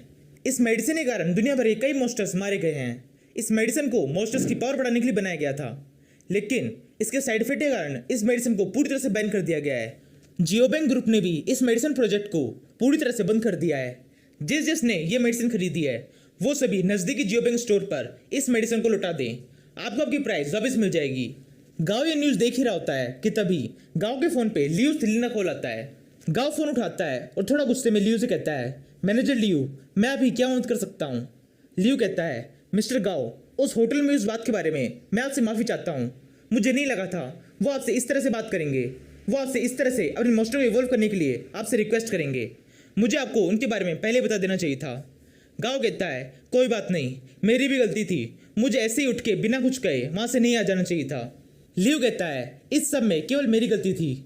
मैं आपसे वादा करता हूँ आपको उनका चेहरा दोबारा नहीं देखना पड़ेगा, यहाँ तक कि मैं भी। लियो की बात पूरी होने से पहले ही गाओ फोन काट देता है और सोचता है इनकी कोई गलती नहीं है कि ये मुझे बेवकूफ़ समझते हैं। ये लोग मुझसे बहुत ताकतवर है। मैं इनके मुंह पे नहीं बोल सकता कि तुम लोग घटिया हो, मैं तुम्हारा काम नहीं करूँगा। अगर मैंने इनसे ऐसा कहा तो ये मुझे आसानी से ख़त्म कर सकते हैं। मुझे पता है ये मुझसे मॉन्स्टर इवॉल्व करा के कुछ गलत काम करना चाहते हैं, लेकिन अभी के लिए अच्छा होगा मैं शांत रहूं और इनसे व्यवहार बना के रखूं, कम से कम तब तक जब तक मैं इनसे ज़्यादा ताकतवर नहीं हो जाता। यहाँ सीन शिफ्ट होता है। सुबह हो गई है। गाँव अपने वर्करूम में है जहाँ वो मॉन्स्टर्स को इवॉल्व करता है। ये वर्करूम उसे शील्ड सिक्योरिटी कंपनी ने दिया है। ये वर्करूम फीपेंग स्टूडियो के अंदर ही है जहाँ पर गाओ पेंग पहली बार लियो सिनलिन से मिलने आया था। गाँव के साथ में डम्बी भी है। गाँव डम्बी को इवॉल्व करने के लिए वहाँ लेके आया है। गाँव कुछ चीज़ों को पीस कर मिलाकर एक जूस बनाता है और उसे डम्बी को देते हुए कहता है डम्बी पी लो इसे। तभी लियो सिनलिन की बेटी ओयू और उसके दो दोस्त ह्यून और चिन गाँव से अपने मॉन्स्टर इवॉल्व कराने फीपिंग स्टूडियो आ जाते हैं। चिन ओयू से कहती है ओयू क्या यही है मिस्टर गाँव का स्टूडियो जिनके बारे में तुम बात कर रही थी? तभी फीपिंग स्टूडियो की रिसेप्शनिस्ट एम उनसे कहती है फीपिंग स्टूडियो में आपका स्वागत है, क्या आपके पास अपॉइंटमेंट है? ये सुनकर ह्यून और चिन कहते हैं अपॉइंटमेंट किस बात का, ये पूरा स्टूडियो तो खाली पड़ा है, अपॉइंटमेंट की क्या जरूरत है? ह्यून और चिन की बात सुनकर ओयू सोचती है डैड ने कहा था मिस्टर गाओ एक बहुत अच्छे मॉन्स्टर ट्रेनर है, उनमें बस एक ही दिक्कत है वो फीस बहुत ज़्यादा लेते हैं, शायद यही कारण है उनके पास ज़्यादा कस्टमर्स नहीं हैं। तभी उन्हें डम्बी की चीखने की आवाज़ आती है। ये सुनकर चार लड़कियां बहुत ज़्यादा डर जाती हैं। यहाँ से शिफ्ट होता है। हमें उस वर्करूम के अंदर का सीन दिखाते हैं। डम्बी का शरीर पहले से बदल गया है, वो इवॉल्व हो गया है। गाँव को एक इंटरफेस शो होता है जिसपे लिखा है monster name skeleton dead app, monster level 16, monster quality perfect, monster attribute split system, monster weakness light system. इसे देखकर गाँव बहुत खुश हो जाता है। वो कहता है ये काम कर गया। तभी गाँव को एक इंटरफेस शो होता है जिसमें लिखा है मॉन्स्टर कैरेक्टरिस्टिक्स। उसे देखकर गाँव कहता है यानी डम्बी को एक स्पेशल स्किल मिली है। गाँव उस स्किल का नाम पढ़ता है। स्किल का नाम है ब्लड सिल्क हार्ट। फिर गाँव उस पूरे इंटरफेस को पढ़ता है। इंटरफेस को पढ़ने का तो कहता है ये स्किल तो बहुत शानदार है, इसके साथ डम्बी का कॉम्बैट बहुत शानदार हो जाएगा। तभी गाँव की नज़र डम्बी की सर से पड़ती है जो पहले से भी ज़्यादा इंक्रीज और डरावना हो चुका है। गाँव से देख के सोचता है अब मैं इसे बाहर कैसे लेके जाऊंगा। फिर गाँव उस वर्करूम से बाहर निकलकर एम से कहते हैं एम डम्बी को ढकने के लिए कुछ लेके आओ, मैं उसे इस तरह से बाहर लेके नहीं जा सकता। डम्बी को देखकर एम बहुत चौंक जाती है। वो सोचती है मिस्टर गाँव अभी भी तो इस मॉन्स्टर को लेकर अंदर गए थे, उन्होंने इतनी जल्दी इस मॉन्स्टर को इवॉल्व कर दिया, ये तो बहुत तेज है। तभी ओयू गाँव से कहती है मिस्टर गाँव। फिर गाँव की नज़र ओयू पर पड़ती है। गाँव ओयू को देख के सोचता है ये तो मैनेजर लियू की बेटी है। फिर गाँव की नज़र इस बीस्ट पे पड़ती है। गाँव से देख के सोचता है ये बीस्ट भी काफ़ी रेयर है, ये बीस्ट काफ़ी मुश्किल से मिलते हैं। तभी ओयू आगे कहती है मिस्टर गाँव आपने मुझसे वादा किया था आप मेरे मॉन्स्टर को इवॉल्व करने में मेरी मदद करेंगे। गाँव कहता है ओ हाँ, लेकिन तुम मुझे मिस्टर गाँव मत बुलाओ, हम दोनों सेम एज के हैं, इसलिए मुझे अच्छा नहीं लगेगा अगर तुम मुझे मिस्टर गाँव बुलाओगी, तुम मुझे मेरे नाम से बुलाओ। ओयू कहती है ठीक है। गाँव कहता है तुम्हें मेरे चार्जेस के बारे में तो पता ही होगा, पहले तुम बिल पेमेंट कर दो, उसके बाद हम आगे की प्रोसेस करेंगे। अब क्योंकि तुम मिस्टर लियू सिलेन की बेटी हो इसलिए तुम्हारे मॉन्स्टर को इवॉल्व करने में लगने वाले मटेरियल का चार्ज मैं पे करूंगा। ओयू कहती है मिस्टर गाँव आपका बहुत बहुत शुक्रिया। गाँव कहता है वैसे तुम्हारा मॉन्स्टर कहाँ है? फिर ओयू अपने हाथ में देखती है, उसके हाथ में उसका मॉन्स्टर नहीं है। फिर वो इधर उधर देखने लगती है और कहती है मेरा मॉन्स्टर कहाँ गया, अभी तो वो मेरे पास ही था। तभी चिन ओयू से कहती है वो रही तुम्हारी मॉन्स्टर, देखने से लग रहा है वो बहुत डरी हुई है। फिर ओयू अपने उस कैट के पास जाकर उसे उठा लेती है। फिर गाँव चिन से पूछता है तुम्हारी जेलीफिश बहुत अच्छी है, तुम्हें ये कहाँ मिली? चिन कहती है मिस्टर गाँव आपको मेरा ये मॉन्स्टर पसंद आया? गाँव कहता है हाँ ये काफ़ी अच्छा है, मैंने इस तरह का मॉन्स्टर पहली बार देखा है। चिन कहती है ये मॉन्स्टर काफ़ी काम का है, इस मॉन्स्टर के पास ब्लैक होल की पावर है, मैं इसे एक हैंडबैग की तरह यूज़ कर सकती हूँ। फिर चिन उस जेलीफिश के पास अपना मोबाइल लेके जाती है। वो मॉन्स्टर एक ब्लैक होल समन करता है जिसके अंदर मोबाइल चला जाता है। फिर चिन गाँव को एक एड्रेस देती है और उसे कहती है इस जगह पर काफ़ी सारे मॉन्स्टर्स इंपोर्ट किए जाते हैं, आपको वहाँ इस जगह से बहुत सारे मिल जाएंगे। ये सुनकर गाँव सोचता है मुझे पता चल गया, अब मुझे मेरा तीसरा बीस्ट कहाँ से मिलेगा। यहाँ से शिफ्ट होता है। गाँव साइडर से पहुँच जाता है। वहाँ जाके वो देखता है दो लोग उन जेलीफिश को बेच रहे हैं, सामने बहुत सारे लोग उन जेलीफिश को खड़े होकर देख रहे हैं। गाँव उन दोनों सेलर्स के पास जाकर उनसे कहता है मुझे आपसे एक जेलीफिश खरीदनी है। वो सेलर गांव को एक जेलीफिश दिखाता है। गांव उसे देखता है और उसे एक इंटरफेस शो होता है जिसमें लिखा है मोस्टर लेवल 1, मोस्टर क्वालिटी नॉर्मल। उसे देखकर गांव सोचता है इसका लेवल काफ़ी कम है।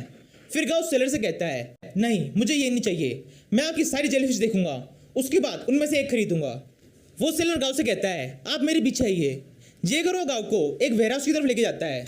उस वेयरहाउस के अंदर जाके गांव देखता है काफ़ी सारी जेलीफिश को कांच के पिंजरे में बंद करके रखा गया है। गांव उन सभी जेलीफिश को देखने लगता है। वो लगभग सारी जेलीफिश लेवल 1 और लेवल 2 की थी। फिर गांव की नज़र एक स्पेशल जेलीफिश पे पड़ती है। वो जेलीफिश इधर से उधर उन पिंजरों के अंदर घूम रही थी। गांव से देखकर सेलर से पूछता है ये जेलीफिश बाकियों से अलग है, बाकी सभी जेलीफिश शांत है, लेकिन ये जेलीफिश डटकर स्वाब की है। मुझे यही वाली जेलीफिश चाहिए, आप इसके बदले में कितना लेंगे? वो सेलर कहता है आपकी आंखें तो बहुत तेज है, ये हमारी सबसे अच्छी जेलीफिश है, इसकी स्पीड भी बाकी जेलीफिश से कहीं ज़्यादा है, इसलिए हम इसे 100 क्रेडिट में बेचेंगे।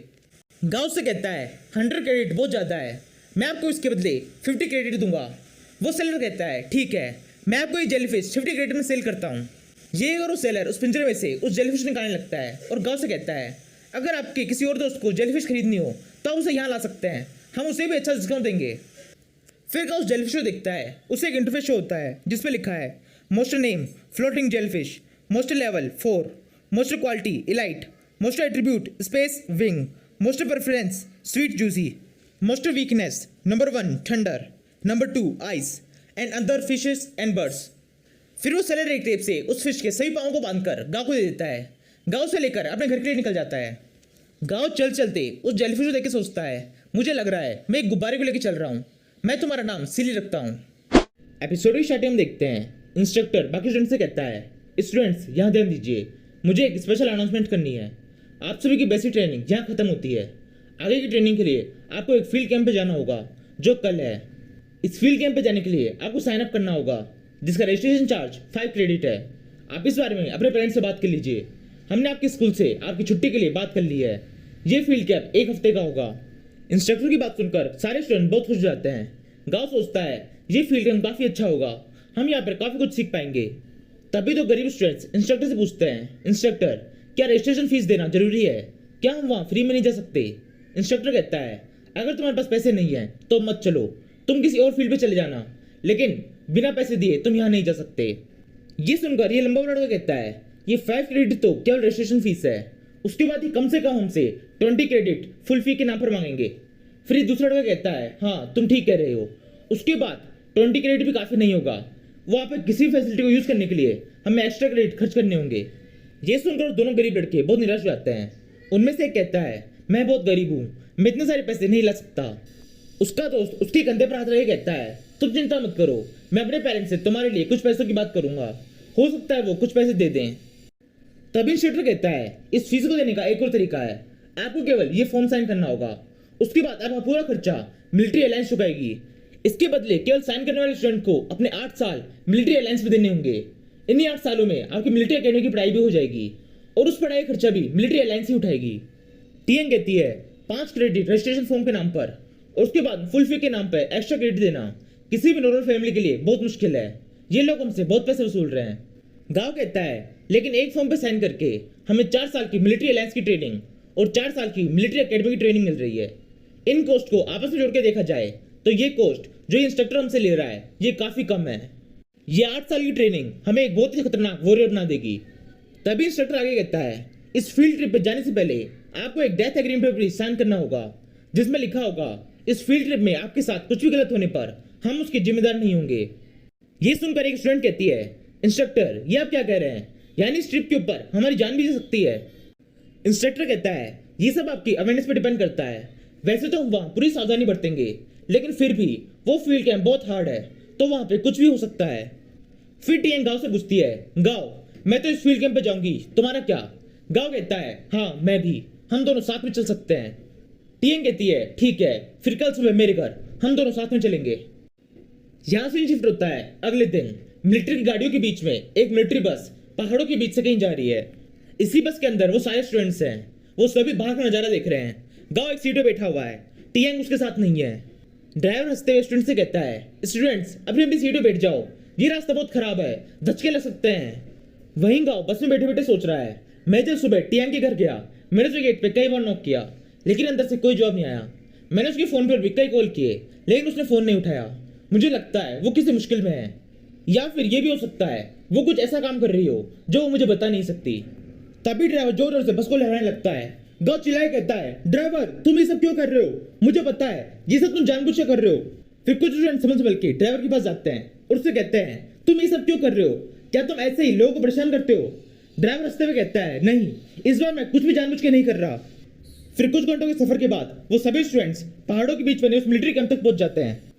फिर वो सभी स्टूडेंट्स उस बस में से उतरकर उस मिलिट्री कैंप के बाहर लाइन लगाए खड़े हो जाते हैं। उस मिलिट्री कैंप का इंचार्ज उन स्टूडेंट्स से कहता है, इस जगह को हमने पूरी तरह से क्लियर कर दिया है। अब यहाँ पे केवल नॉर्मल और लाइट लेवल के मास्टर्स ही हैं। लीडर लेवल के सारे मास्टर्स यहाँ से हटा दिए गए हैं। अब आप सभी को ये वॉचेस दी जाएगी। इन सभी के अंदर एक ट्रैकिंग सिस्टम है और एक इमरजेंसी बटन है जिसे आप जरूरत पड़ने पर दबा सकते हैं। साथ ही आप सभी के रूटीन टास्क इसी वॉच के अंदर शो होंगे। कोई भी टास्क मिलने पर आपको इसे कंप्लीट करना ही होगा। अगर आप इसे मना कर देते हैं तो आपको इस पूरे प्रोग्राम से बाहर निकाल दिया जाएगा। और कोई सवाल? एक स्टूडेंट कहता है, क्या इस जगह पर खाने पीने की प्रॉपर फैसिलिटीज है? इंचार्ज कहता है, हाँ, इस जगह पर कुछ कुछ दूरी पर सेफ हाउसेस बने हुए हैं जो पूरी तरह स्टील से बने हैं, जिन्हें केवल लीडर लेवल के मास्टर ही तोड़ सकते हैं। इन सेफ हाउसेस में आपको रिक्वायरमेंट का सारा सामान मिल जाएगा। फिर उस मिलिट्री कैंप के दरवाजे खुलते हैं। सभी स्टूडेंट्स उसके अंदर जाने लगते हैं। तभी गांव को भीड़ के अंदर एक लंबी सड़क दिखाई देती है। ये टीएंग है। तभी मिलिट्री ऑफिसर चलाया कहता है, सभी स्टूडेंट्स जल्दी अंदर जाओ। अगर आप में से कोई भी किसी मास्टर के द्वारा खा लिया जाता है तो भी हम आपको इस ट्रैकिंग बैंड की मदद से किसी मास्टर के पेट में भी ढूंढ लेंगे और आपके मरने की सूचना आपके परिवार वालों तक पहुंचा दी जाएगी। फिर हम देखते हैं ये दोनों गरीब बच्चे भी किसी तरह से पैसे का इंतजाम करके उस मिलिट्री कैंप के अंदर आए हैं। पहला लड़का दूसरे से कहता है, ऐसे देखते मत रहो, अंदर चलो। फिर हम देखते हैं गांव और टीएंग भी साथ में उस मिलिट्री कैंप के अंदर आ गए हैं। गांव के साथ डाजी भी है।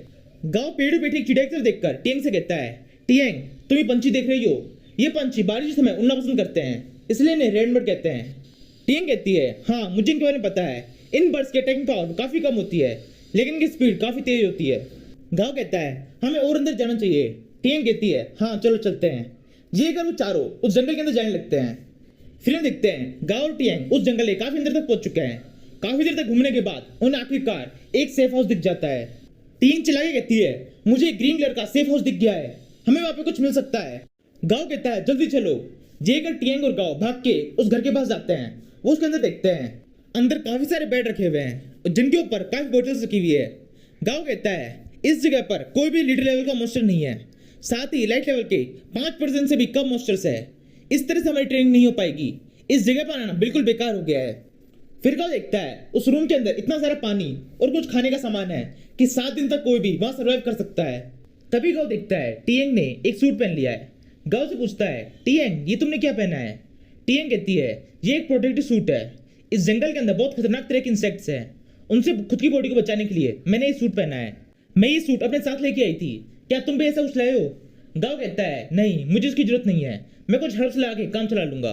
गांव आगे कहता है, मैं 7 दिन तक केवल ये बिस्किट खा के काम नहीं चला सकता, मुझे खाने में मीट भी चाहिए, इसलिए मैं फिर से जंगल के अंदर जाना होगा। और तुम चिंता मत करो, अगर जंगल के अंदर कुछ भी गड़बड़ होती है तो हम तुरंत इस सेफ हाउस में वापस आ जाएंगे। टीएंग कहती है, ठीक है चलो फिर चलते हैं। फिर गांव और टीएंग फिर से उस सेफ हाउस से बाहर निकल जाते हैं। गांव टीएंग से कहता है, हमें किसी वाटर सोर्स को ढूंढना चाहिए क्योंकि वहां पर हमें सबसे ज्यादा मॉन्स्टर्स मिल सकते हैं। टीएंग कहती है, ठीक है तुम सही कह रहे हो। थोड़ी दूर चलने के बाद टीएंग को एक अजीब सी स्मेल आती है। टीएंग कहती है, ये स्मेल तो बहुत बुरी है, मुझे ऐसा लग रहा है मुझे चक्कर आ रहे हैं, मैं बेहोश हो रही हूँ। तभी गांव उसे चुप रहने का इशारा करता है और उसे कहता है, तुम ये पेड़ देख रही हो, इसके ऊपर लोटस सीड को पूरी ताकत से चक्कर मारने के लिए कहो। गांव की बात सुनकर टीएंग सोचती है, इस पेड़ के अंदर मुझे कुछ भी खास दिखाई नहीं दे रहा, लेकिन गांव ने कहा है तो कुछ सोच के कहा होगा। ये उसकर टीएंग अपने लोटस सीड से कहती है, लोटस सीड आगे बढ़ो। लोटस सीड पूरी रफ्तार से भाग के उस पेड़ की एक जोरदार टक्कर मारता है। पेड़ की टक्कर मारते ही एक छोटा सा स्नेक बीस्ट टहनियों के टकराता हुआ बुरी तरह जमीन पर गिरता है और बेहोश हो जाता है। उसे देखकर टीएंग कहती है, यानी ये मॉन्स्टर इस पेड़ के ऊपर घात ला के बैठा था, अगर हम आगे बढ़ते तो ही हम पे अटैक कर देता। गांव कहता है, हाँ तुम ठीक कह रही हो, ये एक ग्रीन ट्री स्नेक है, ये पेड़ों के बीच लगभग गायब हो जाते हैं। ये स्नेक बहुत जहरीले होते हैं, इन्हें मॉन्स्टर्स खा सकते हैं लेकिन इंसान नहीं। ये अगर गांव सोचता है मैं और डाजी आपस में कनेक्टेड है, यानी शायद इसका मतलब ये हुआ मेरी बॉडी में होने वाला सारा डैमेज डाजी की बॉडी में ट्रांसफर हो जाएगा, यानी अगर मैं इस मॉन्स्टर को खा लूं तो मेरी बॉडी में जहर का इफेक्ट जो भी होगा वो डाजी की बॉडी में ट्रांसफर हो जाएगा और डाजी पे जहर का इफेक्ट नहीं होता, यानी मैं इस मॉन्स्टर को खा सकता हूँ। गांव यही सोच रहा होता है कि तभी टियांग आगे बढ़ जाती है और वहां से गांव को चिल्ला के बुलाती है, गाओ पेंग यहाँ आओ। गांव टियांग के पास जाता है। टियांग गांव से कहती है, मैंने यहाँ एक वाटर सोर्स ढूंढ लिया है। टियांग पानी के हाथ लाए कहती है, ये पानी साफ है, इसमें से कोई गंध भी नहीं आ रही। गांव कहता है, बहुत अच्छे, हमने एक वाटर सोर्स ढूंढ लिया है, अब हमारे आगे के 7 दिन बहुत आसान होंगे। गांव उस तालाब के पास खड़ा होता है कि तभी एक छोटा सा मोस्टर गांव के पैर पर थूकता है। इससे गांव के पैर में से बहुत गंदी स्मेल आने लगती है। गांव चिल्लाए कहता है, ये क्या है? फिर गांव उस मोस्टर की तरफ देखता है। उसे एक इंटरफेस शो होता है जिसपे लिखा है, monster name green frog, मोस्टर level 2, मोस्टर quality normal, मोस्टर preference, इसे दूसरे मोस्टर्स के ऊपर थूकना बहुत अच्छा लगता है। Monster weakness number 1 thunder system, number 2 soul system, number 3 eye system. और अगर कोई दूसरा मोस्टर इनके ऊपर थूक दे तो इन्हें बहुत ज्यादा गुस्सा आता है। गाउस ग्रीन फ्रॉग को देख के सोचता है, ये मोस्टर थोड़े पागल से होते हैं, इन्हें दूसरे मोस्टर्स के ऊपर थूकना बहुत अच्छा लगता है। वहीं अगर कोई इनके ऊपर थूक दे तो इनका रोना शुरू हो जाता है। फिर गाउस दूसरी तरफ मुकर खड़ा हो जाता है और कहता है, मुझे इनके ऊपर ध्यान नहीं देना चाहिए, मेरे पास करने के लिए और भी जरूरी काम है। तभी वो छोटा सा ग्रीन फ्रॉग फिर से गांव के पेपर के ऊपर थूकता है। अब गांव को भी गुस्सा आ गया है। वो कहता है, अब पानी सर के ऊपर चढ़ गया है। फिर वो पूरा जोर लगा के पूरा गुस्सा उस मेंढक के मुंह पर थूक देता है। फिर वो एक हीरो की तरह पोज दे कहता है, मैंने थूकने में एक मेंढक को हरा दिया, जीत गया मैं। इसी तरीके से इस जंगल के अंदर घूमते हुए शाम हो जाती है। डाजी ने अभी एक पैंथर को फाइट के अंदर हरा दिया है। डाजी के साथ फाइट में उस पैंथर की हालत काफी खराब हो चुकी है। वो लगातार हाफ रहा है, उसके पेट से खून बह रहा है। तभी वो पैंथर एकदम से बहुत ज्यादा डर जाता है। उसे अपने पीछे किसी का होने का एहसास होता है। वो पीछे मुड़ देखता है, वहां पर एक बहुत ही बड़ा सांप उसे देख रहा है। जैसे ही वो पीछे मुड़ता है, वो बड़ा सा सांप पैंथर के ऊपर अटैक कर देता है और उसे निकल जाता है। उस बड़े से सांप को देखकर गांव भी बहुत ज्यादा डर जाता है। वो कहता है, ये क्या है? तभी वो सांप गांव पे भी अटैक करने के लिए उसकी तरफ बढ़ता है। गांव चिल्ला के सबसे कहता है, जल्दी यहाँ से भागो। फिर गांव, टियांग और डाची लोटस सीट के ऊपर बैठकर वहां से तेजी से भागने लगते हैं। वो सांप लोटस सीट का पीछा करने लगता है। तभी उसे वहां पर किसी और के होने का एहसास होता है। वो तुरंत घूमकर एक पेड़ के ऊपर जोर से अटैक करता है और उसे बीच में से तोड़ देता है। यह वही पेड़ था जिसके ऊपर वो लड़की बैठी हुई थी, जो छुपकर गांव टियांग को देख रही थी। फिर हम देखते हैं ये लड़की उस सांप के अटैक से पहले ही उस पेड़ में से कूदकर किसी दूसरे पेड़ के ऊपर आ गई थी। वो लड़की उस सांप को देखकर सोचती है, लगता है इसका गांव पेंग में कोई इंटरेस्ट नहीं है। मैं यहाँ पर बड़े आराम से छुपी हुई थी, इसने मुझे ढूंढ लिया। यानी ये सांप बहुत सतर्क है। ये सांप किसी चीज को यहाँ पर गार्ड कर रहा है। फिर हम देखते हैं मिलिट्री ऑफिसर्स भी एक कैमरे की मदद से उस सांप के ऊपर नजर रखे हुए हैं। एक ऑफिसर इंचार्ज से कहता है, सर जंगल के अंदर एक गड़बड़ हो गई है, यहाँ पर एक म्यूटेंट एनाकोंडा आ गया है, हमें इसे खत्म करना होगा। ये सुनकर एक हायर ऑफिसर कहता है, नहीं कोई जरूरत नहीं है, ये सांप एक परीक्षा की तरह होगा जिसका इन स्टूडेंट्स को सामना करना होगा। जो स्टूडेंट इस परीक्षा का सामना नहीं कर सकता वो यहाँ से लौट सकता है। हायर ऑफिसर की बात सुनकर इंचार्ज कहता है, हाँ ये ठीक कह रहे हैं, वैसे भी स्टूडेंट्स के पास वो घड़ी है, वो कभी भी उसका इमरजेंसी बटन दबाकर हमें बुला लेंगे, हम तुरंत जाकर उन्हें बचा लेंगे। अब तुम चिंता मत करो और आगे का काम संभालो। यहाँ सीन शिफ्ट होता है, हमें उस जंगल के अंदर अगले दिन का सीन दिखाते हैं। गांव टियांग भागकर काफी दूर आ गए हैं। टियांग सो रही है। तभी उसकी आँख खुलती है। गांव टियांग से कहता है, अच्छा हुआ तुम उठ गई, चलो हमें आगे बढ़ना है। टियांग कहती है, आगे बढ़ना है लेकिन कहाँ? गांव कहता है, सबसे पहले हम उस कैंप साइट वापस जाएंगे जहाँ हम कल रात को रुक रहे थे, हमारा काफी सारा सामान वहीं छूट गया है। टियांग कहती है, कल वाली जगह जहाँ पर हम पर उस सांप ने अटैक किया था, वो सांप अभी भी वहाँ हो सकता है, हमें उसके बारे में कुछ भी नहीं पता, हमें उसकी पावर और कमजोरियाँ कुछ नहीं पता है, ऐसे उसके सामने जाना बिल्कुल भी ठीक नहीं होगा। गांव कहता है, हाँ तुम बिल्कुल ठीक कर रही हो, अभी हमारे पास उस स्नेक मॉन्स्टर के बारे में कोई इन्फॉर्मेशन नहीं है, लेकिन हम इन्फॉर्मेशन कलेक्ट करने के लिए ही तो उसके पास जा रहे हैं। एक मॉन्स्टर ट्रेनर के पास ये सारी इन्फॉर्मेशन होनी चाहिए, ये इन्फॉर्मेशन कभी भी हमारे काम आ सकती है। ये बदलाव का युग है, हमें अपने अंदर भी बदलाव लाना होगा। अगर हम ऐसे बैठे रहेंगे तो सारी दुनिया हमसे आगे निकल जाएगी और हम कमजोर रह जाएंगे। ये कर गाँव वहाँ से जाने लगता है। टियांग कहती है, मेरे लिए रुको, मैं भी तुम्हारे साथ चलती हूँ। फिर गांव और टियांग दोनों उस रात वाली कैंप साइट की तरफ जाने लगते हैं। हम देखते हैं ये लड़की अभी भी उन दोनों को पीछा कर रही है और उन्हें छुप कर देख रही है। गांव और टियांग उस जगह के पास पहुंचे देखते हैं, वहाँ पे काफी सारे पेड़ टूटे पड़े हैं। टियांग उन्हें देख के कहती है, अच्छा हुआ वहाँ से भाग गए, वरना हमारा हाल भी इन पेड़ों जैसा ही होता। ये पेड़ तो फिर भी यहाँ जमीन पे पड़े हैं, हम उस बड़े से सांप के पेट के अंदर होते। तभी गांव को एक टूटे हुए पेड़ के अंदर एक चमकता हुआ पत्थर दिखाई देता है। गांव से देखे कहता है, ये तो वुड स्पेस हार्ट है। टियांग गांव से थोड़ा आगे बढ़ गई है। वो गांव से कहती है, गांव मैं वहां जाके देखती हूँ, तुम आ रहे हो? गांव कहता है, तुम आगे बढ़ो, मैं आ रहा हूँ बस। फिर गांव उस पत्थर को देखने लगता है। उसे एक छोटा सा इंटरफेस शो होता है जिसके ऊपर उस पत्थर का नाम लिखा है, वुड स्पेस हार्ट। गांव उस पत्थर को देख के सोचता है, वुड स्पेस हार्ट, ये सिली के एवोल्यूशन के लिए सबसे जरूरी चीज है, मुझे इसे अपने साथ ले लेना चाहिए। मुझे यकीन है इस जंगल के अंदर ऐसी और भी चीजें हो सकती है, शायद उस बड़ा सा सांप भी इन्हीं चीजों को खाकर इतना बड़ा हुआ है, और शायद उस रात को वो सांप भी ऐसी ही किसी चीज को प्रोटेक्ट कर रहा था। वो हमें मारना नहीं चाहता था, बस वो हमें वहां से भगाना चाहता था, इसलिए उसने हमारा पीछा भी नहीं किया। फिर गाउन पत्थरों को अपने बैग के अंदर रखने लगता है और सोचता है, चलो यहाँ आने का कुछ तो फायदा हुआ, मुझे यहाँ पर ऐसी और भी चीजें ढूंढनी चाहिए। ये अगर गाँव उन रेयर इंग्रेडिएंट्स की खोज में उस जंगल के अंदर घूमने लगता है। गाँव उन रेयर इंग्रेडिएंट्स को जंगलों के अंदर, पहाड़ों के ऊपर और गुफाओं में ढूंढने लगता है। उसे वो सब मिलती भी है।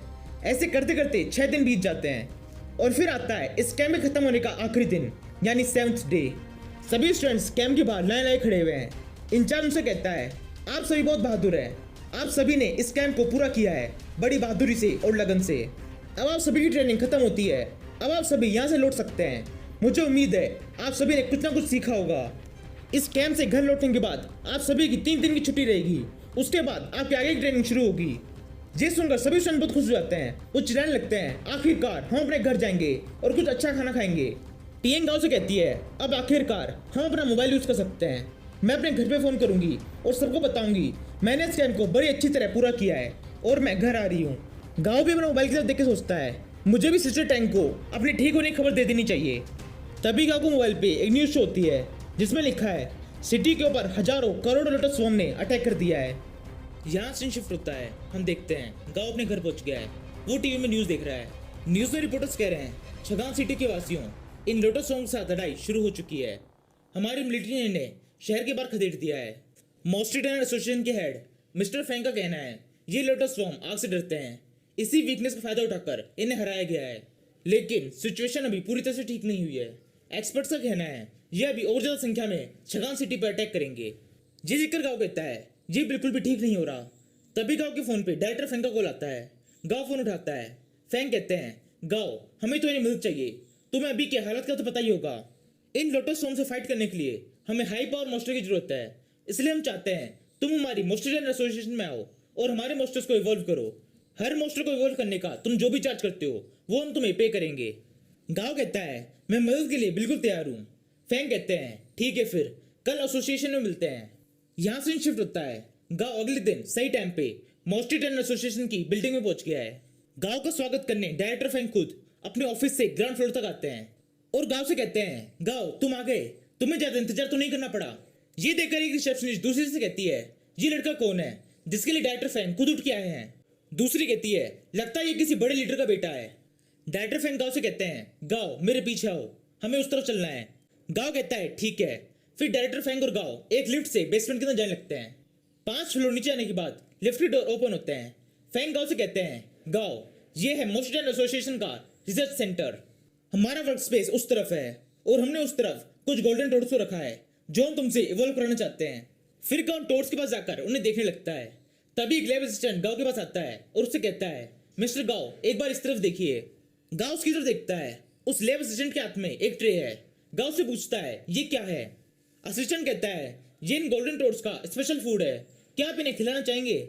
गाँव उस मेंढक के खाने को उठाता है और खुद ही खाने लगता है और उस असिस्टेंट से कहता है, ये खाना बहुत अच्छा बना है। गाँव को उस मोस्टर खाना खाते देख डायरेक्टर फैंग और लैब के सभी लोग उसे अजीब तरह से देखने लगते हैं। वो मेंढक भी अपना खाना किसी और खाते देख जोर से चिल्लाने लगता है। वो बहुत गुस्सा हो जाता है। गाँव से कहता है, शांत हो जाओ, गुस्सा मत हो, मैं इसे तुम्हारे लिए टेस्ट कर रहा हूँ, अब तुम इसे खा सकते हो। ये कहते हुए गाँव खाना उस मेंढक को दे देता है। वो मेंढक उस खाने के साथ साथ वो खाना जिस कांटे में लगा हुआ था उस कांटे को भी खा जाता है। वो कांटा लोहे का बना हुआ था। गाँव ये देख के सोचता है, इस मेंढक ने इस लोहे के कांटे को भी खा लिया, यानी इनकी पाचन क्षमता काफी अच्छी है। फिर गाँव फैंग से पूछता है, डायरेक्टर फैंग आपको इन टोर्च के अंदर क्या खासियत दिखाई देती है कि आप इन्हें ही इवॉल्व करना चाहते हैं? फैंग कहता है, अभी ये टोर अर्थ एट्रीब्यूट के हैं, मेरी रिसर्च के हिसाब से अगर हम इन्हें इवॉल्व कर देंगे तो इनमें फायर एट्रीब्यूट की पावर भी आ जाएगी, यानी ये फायर और अर्थ दोनों टाइप के एट्रीब्यूट के हो जाएंगे। हम इन्हें इवॉल्व करने की काफी कोशिश कर चुके हैं लेकिन हम इन्हें इवॉल्व नहीं कर पा रहे, इसलिए हमने तुम्हें बुलाया है। ये कहते हुए फैंग गाँव को एक चार्ट दिखाता है जिसके ऊपर उस मोस्टर को इवॉल्व करने के लिए किए गए सारे एक्सपेरिमेंट के बारे में लिखा है। उस चार्ट को अच्छी तरह पढ़ने के बाद गाँव कहता है, क्यों ना हम इसे अलग तरह सोचें। आपने अभी कहा जब ये मॉन्स्टर इवॉल्व होंगे तब इनके अंदर फायर एट्रीब्यूट की पावर आएगी, क्यों ना आप इसे ऐसे सोचें कि फायर एट्रीब्यूट की पावर आने के बाद ये मॉन्स्टर इवॉल्व होंगे। ये सुनकर फैंग कहते हैं शायद तुम बिल्कुल ठीक कह रहे हो, तुम काफी होशियार हो, हमने तो इस बारे में सोचा ही नहीं। अब मुझे समझ में आ गया है, हमें कोई ऐसा इंग्रेडिएंट चाहिए जिसके अंदर बहुत ज्यादा हीट हो। गाओ कहता है आपने बिल्कुल ठीक कहा, और मुझे लगता है आपको उस इंग्रेडिएंट का नाम पता है। फैंग कहते हैं हाँ तुमने बिल्कुल ठीक कहा, शायद हमें रेड डीमन फेस चिली चाहिए। फिर फैंग एक असिस्टेंट से कहते हैं जल्दी जाओ और उसे लेके आओ। असिस्टेंट भाग के जाता है और एक बैग लेके आता है जिसके अंदर वो चिली है। फिर गाओ और फैंग मिलकर उस चिली के ऊपर कुछ एक्सपेरिमेंट करते हैं और एक लिक्विड बनाते हैं। फैंग उस लिक्विड को एक इंजेक्शन भर के कहते हैं लगता है ये तैयार है। फिर वो उस इंजेक्शन को उस मेंढक के लगा देता है। जैसे ही फैंग उस इंजेक्शन को उस मेंढक के लगाता है, उस मेंढक का शरीर फूलने लगता है और एक जोरदार धमाके के साथ उसका शरीर फट जाता है। फिर फैंग अपने एक असिस्टेंट से कहते हैं यह एक्सपेरिमेंट पूरी तरह से फेल हो गया है। सीओ इस मेंढक के मांस और ब्लड से पता करो इस एक्सपेरिमेंट की फेल होने का क्या कारण था। सीओ कहता है ठीक है सर। थोड़ी देर उस मेंढक के मांस और ब्लड पे एक्सपेरिमेंट करने के बाद सीओ फैंग से कहता है इस मेंढक ने बहुत ज्यादा फायर एलिमेंट्स को अब्जॉर्ब कर लिया, यही कारण था इसकी बॉडी फूलकर ब्लास्ट हो गई और एक्सपेरिमेंट फेल हो गया। हमें इस फॉर्मूले को ठीक करना होगा, अभी ये फॉर्मूला पूरी तरह से बेकार है। फैंग कहता है अभी ये कहना जल्दबाजी होगा, मुझे लगता है हमें कुछ एक्सपेरिमेंट और करने चाहिए। सीओ कहता है लेकिन सर। फैंग कहता है अब और कोई बात नहीं, जल्दी से वैसा ही एक और इंजेक्शन रेडी करो। फिर वो सभी सेकंड एक्सपेरिमेंट करते हैं। ये एक्सपेरिमेंट भी पूरी तरह से फेल रहता है, वो मॉन्स्टर भी ब्लास्ट हो जाता है। वो अभी भी रुकते नहीं है और तीसरे मेंढक को भी वही इंजेक्शन लगा देते हैं। रिजल्ट बिल्कुल सेम रहता है, वो मेंढक भी ब्लास्ट होकर मर जाता है। एक्सपेरिमेंट 3 बार लगातार फेल होने के बाद लैब के कुछ लोग आपस में बात करने लगते हैं। एक कहता है सीओ बिल्कुल ठीक कह रहा था, फॉर्मूला बिल्कुल बेकार है। दूसरा कहता है ये लड़का गाओ अभी बच्चा है, लगता है इसके बारे में जो कुछ भी सुना था वो सब झूठ था। तभी गाओ को एक आइडिया आता है। गाओ फैंग से कहता है डायरेक्टर फैंग, मुझे लगता है डीमन चिली अकेली काफी नहीं है, हमें एक और इंग्रेडिएंट चाहिए। फैंग कहता है एक और इंग्रेडिएंट, ये बहुत रिस्की हो सकता है। गाओ कहता है आप मुझ पर भरोसा रखिए, मुझे केवल एक मौका और चाहिए, मैं इस बार इसे इवॉल्व कर दूंगा। फैंग कहते हैं गाओ मुझे तुम पर पूरा भरोसा है, बताओ तुम्हें क्या चाहिए। गाओ कहता है मुझे ब्लैक सॉल्ट सोइल चाहिए। ये मॉन्स्टर अर्थ एट्रीब्यूट के हैं, ये डीमन फेस चिली के फायर एलिमेंट्स को अब्सॉर्ब नहीं कर पा रहे। अगर हम इन्हें डीमन फेस चिली के साथ ब्लैक सॉल्ट सोइल भी देंगे तो उनके अर्थ एट्रीब्यूट की पावर बढ़ जाएगी और ये डीमन फेस चिली के फायर एलिमेंट्स को पूरी तरह से अब्सॉर्ब कर पाएंगे। फैंग कहता है थ्योरेटिकली तुम ठीक कह रहे हो, चलो इसे प्रैक्टिकल भी टेस्ट कर लेते हैं। फिर वो साइंटिस्ट ब्लैक सॉल्ट सोइल और डीमन फेस चिली के ऊपर कुछ एक्सपेरिमेंट करके एक एलिमेंट बनाते हैं। उस एलिमेंट को पहले उन मरे हुए टोड्स के मांस के ऊपर टेस्ट किया जाता है। टेस्ट के रिजल्ट देखकर सीओ कहता है ये फॉर्मूला काफी सही है, ये काम कर रहा है। फैंग कहता है हम कामयाब हुए, हमने कर दिया। गाओ कहता है अभी इतनी जल्दी खुश मत होइए, अभी हमने इन मरे हुए मॉन्स्टर्स के मांस के ऊपर एक्सपेरिमेंट किया है, इतना काफी नहीं है, हमें एक बार जिंदा मॉन्स्टर के ऊपर एक्सपेरिमेंट करना होगा, तभी पता चलेगा कि सही रिजल्ट क्या आया है, हम कामयाब हुए या नहीं। फैंग कहते हैं चलो करते हैं। फिर गाओ एक इंजेक्शन लेकर उसे एक जिंदा मेंढक के लगा देता है। जैसे गाओ उस इंजेक्शन को उस मेंढक के लगाता है, उस मेंढक के शरीर में से बहुत ज्यादा धुआं उठने लगता है। सभी लोग कहते हैं यहाँ बहुत ज्यादा धुआं है। गाओ कहता है हमें पहले से पता है ये फॉर्मूला बिल्कुल सही है, तो हमें यहाँ रुकने की जरूरत नहीं है, सभी लोग बाहर चलो। फैंग उन्हें ऊपर रुमाल लगाकर खांसते हुए कहते हैं नहीं मैं बाहर नहीं जाऊंगा, मैं इस मॉन्स्टर को इवॉल्व होते हुए एकदम पास से देखना चाहता हूँ। गाओ कहता है जैसी आपकी इच्छा, लेकिन मैं तो बाहर जा रहा हूँ। ये घर गाँव लैब से बाहर निकल जाता है। फैंग के साथ कुछ लोग अंदर ही रुकते हैं। थोड़ी देर में धुएं का रंग लाल हो जाता है। फिर सभी लोग बुरी तरह से खांसते हुए लैब से बाहर आते हैं। फैंग अभी भी लैब के अंदर ही है। गाओ उस लाल धुएं को देख के कहता है लाल धुआं, शायद हम कामयाब हो गए हैं, हमने ये कर दिया। धुआं हटने के बाद गाओ देखता है वो मॉन्स्टर इवॉल्व हो गया है, वो अब पहले से बड़ा और लाल रंग का हो गया है। ये देखकर सीओ फैंग से कहता है इस मॉन्स्टर के अंदर अब फायर एट्रीब्यूट की पावर भी आ गई है, अब इसमें अर्थ और फायर दोनों एट्रीब्यूट्स की पावर है। गाओ उस मॉन्स्टर को देखता है, उसे एक इंटरफेस शो होता है जिस पे लिखा है monster name magma fire toad, monster level 19, monster grade excellent, monster attribute fire, monster weakness water. यहाँ से शिफ्ट होता है, हमें छगान सिटी के बॉर्डर का सीन दिखाते हैं जहाँ पे काफी सारे टैंक्स खड़े हैं जिन्हें स्पेशली उन लोटस स्टॉर्म्स को मारने के लिए बनाया गया है। तभी एक ऑफिसर माइक में कहता है सभी लोग तैयार हो जाओ, वो लोटस स्टॉर्म्स आ रहे हैं। जैसे ही वो लोटस स्टॉर्म उन टैंक्स की रेंज में आते हैं, एक ऑफिसर चिल्ला के कहता है फायर करो। ऑफिसर कितना कहते ही वो सभी टैंक्स फायर करना शुरू कर देते हैं। उन सभी टैंक्स में से जलते हुए धागे जैसा कुछ निकलता है जिसके अंदर लोटस स्टॉर्म फंसकर मरने लगते हैं। उन लोटस स्टॉर्म्स को इस तरह जलता हुआ देख एक ऑफिसर कहता है ये काम कर रहा है, ऐसे ही लगे रहो, हम इन्हें भगा देंगे। तभी वो ऑफिसर देखता है वो लोटस स्टॉर्म कुछ कर रहे हैं जिससे वहाँ एक रेत का बाउंड्री बन गया है। फिर उसके अंदर वो सारे लोटस होम चले जाते हैं। फिर वो सभी टैंक्स उन लोटस होम्स को मारने के लिए उस बाउंड्री के ऊपर फायर करते हैं, लेकिन इस बार उन लोटस होम्स से कुछ भी नहीं होता। उन टैंकों के सारे टैंक लगभग बेकार हो जाते हैं। ये देखकर ऑफिसर कहता है ये सब ठीक नहीं हो रहा, हमारे सारे टैंक बेकार हो रहे हैं। इस सैंडस्टॉर्म के कारण हमारे सारे बॉम्ब इधर उधर बिखर रहे हैं, कोई भी निशाने पे नहीं लग रहा। तभी वहाँ एक बड़ा सा ट्रक आता है और ट्रक का ड्राइवर उस ऑफिसर से कहता है इन सभी टैंक्स को रुकने के लिए कहो, हमारे पास एक प्लान है। वो ऑफिसर कहता है तुम ये क्या कह रहे हो, अगर हम इन टैंक्स को रोक देंगे तो हम इन लोटस होम से फाइट कैसे करेंगे। उस ट्रक का ड्राइवर कहता है हमारे पास इन टैंक से खतरनाक भी कुछ है, वो इनका सामना करेंगे और इन्हें खत्म कर देंगे। तभी उस ट्रक का दरवाजा खुलता है और उसके अंदर से बहुत सारे मैग्मा टोड बाहर निकलने लगते हैं।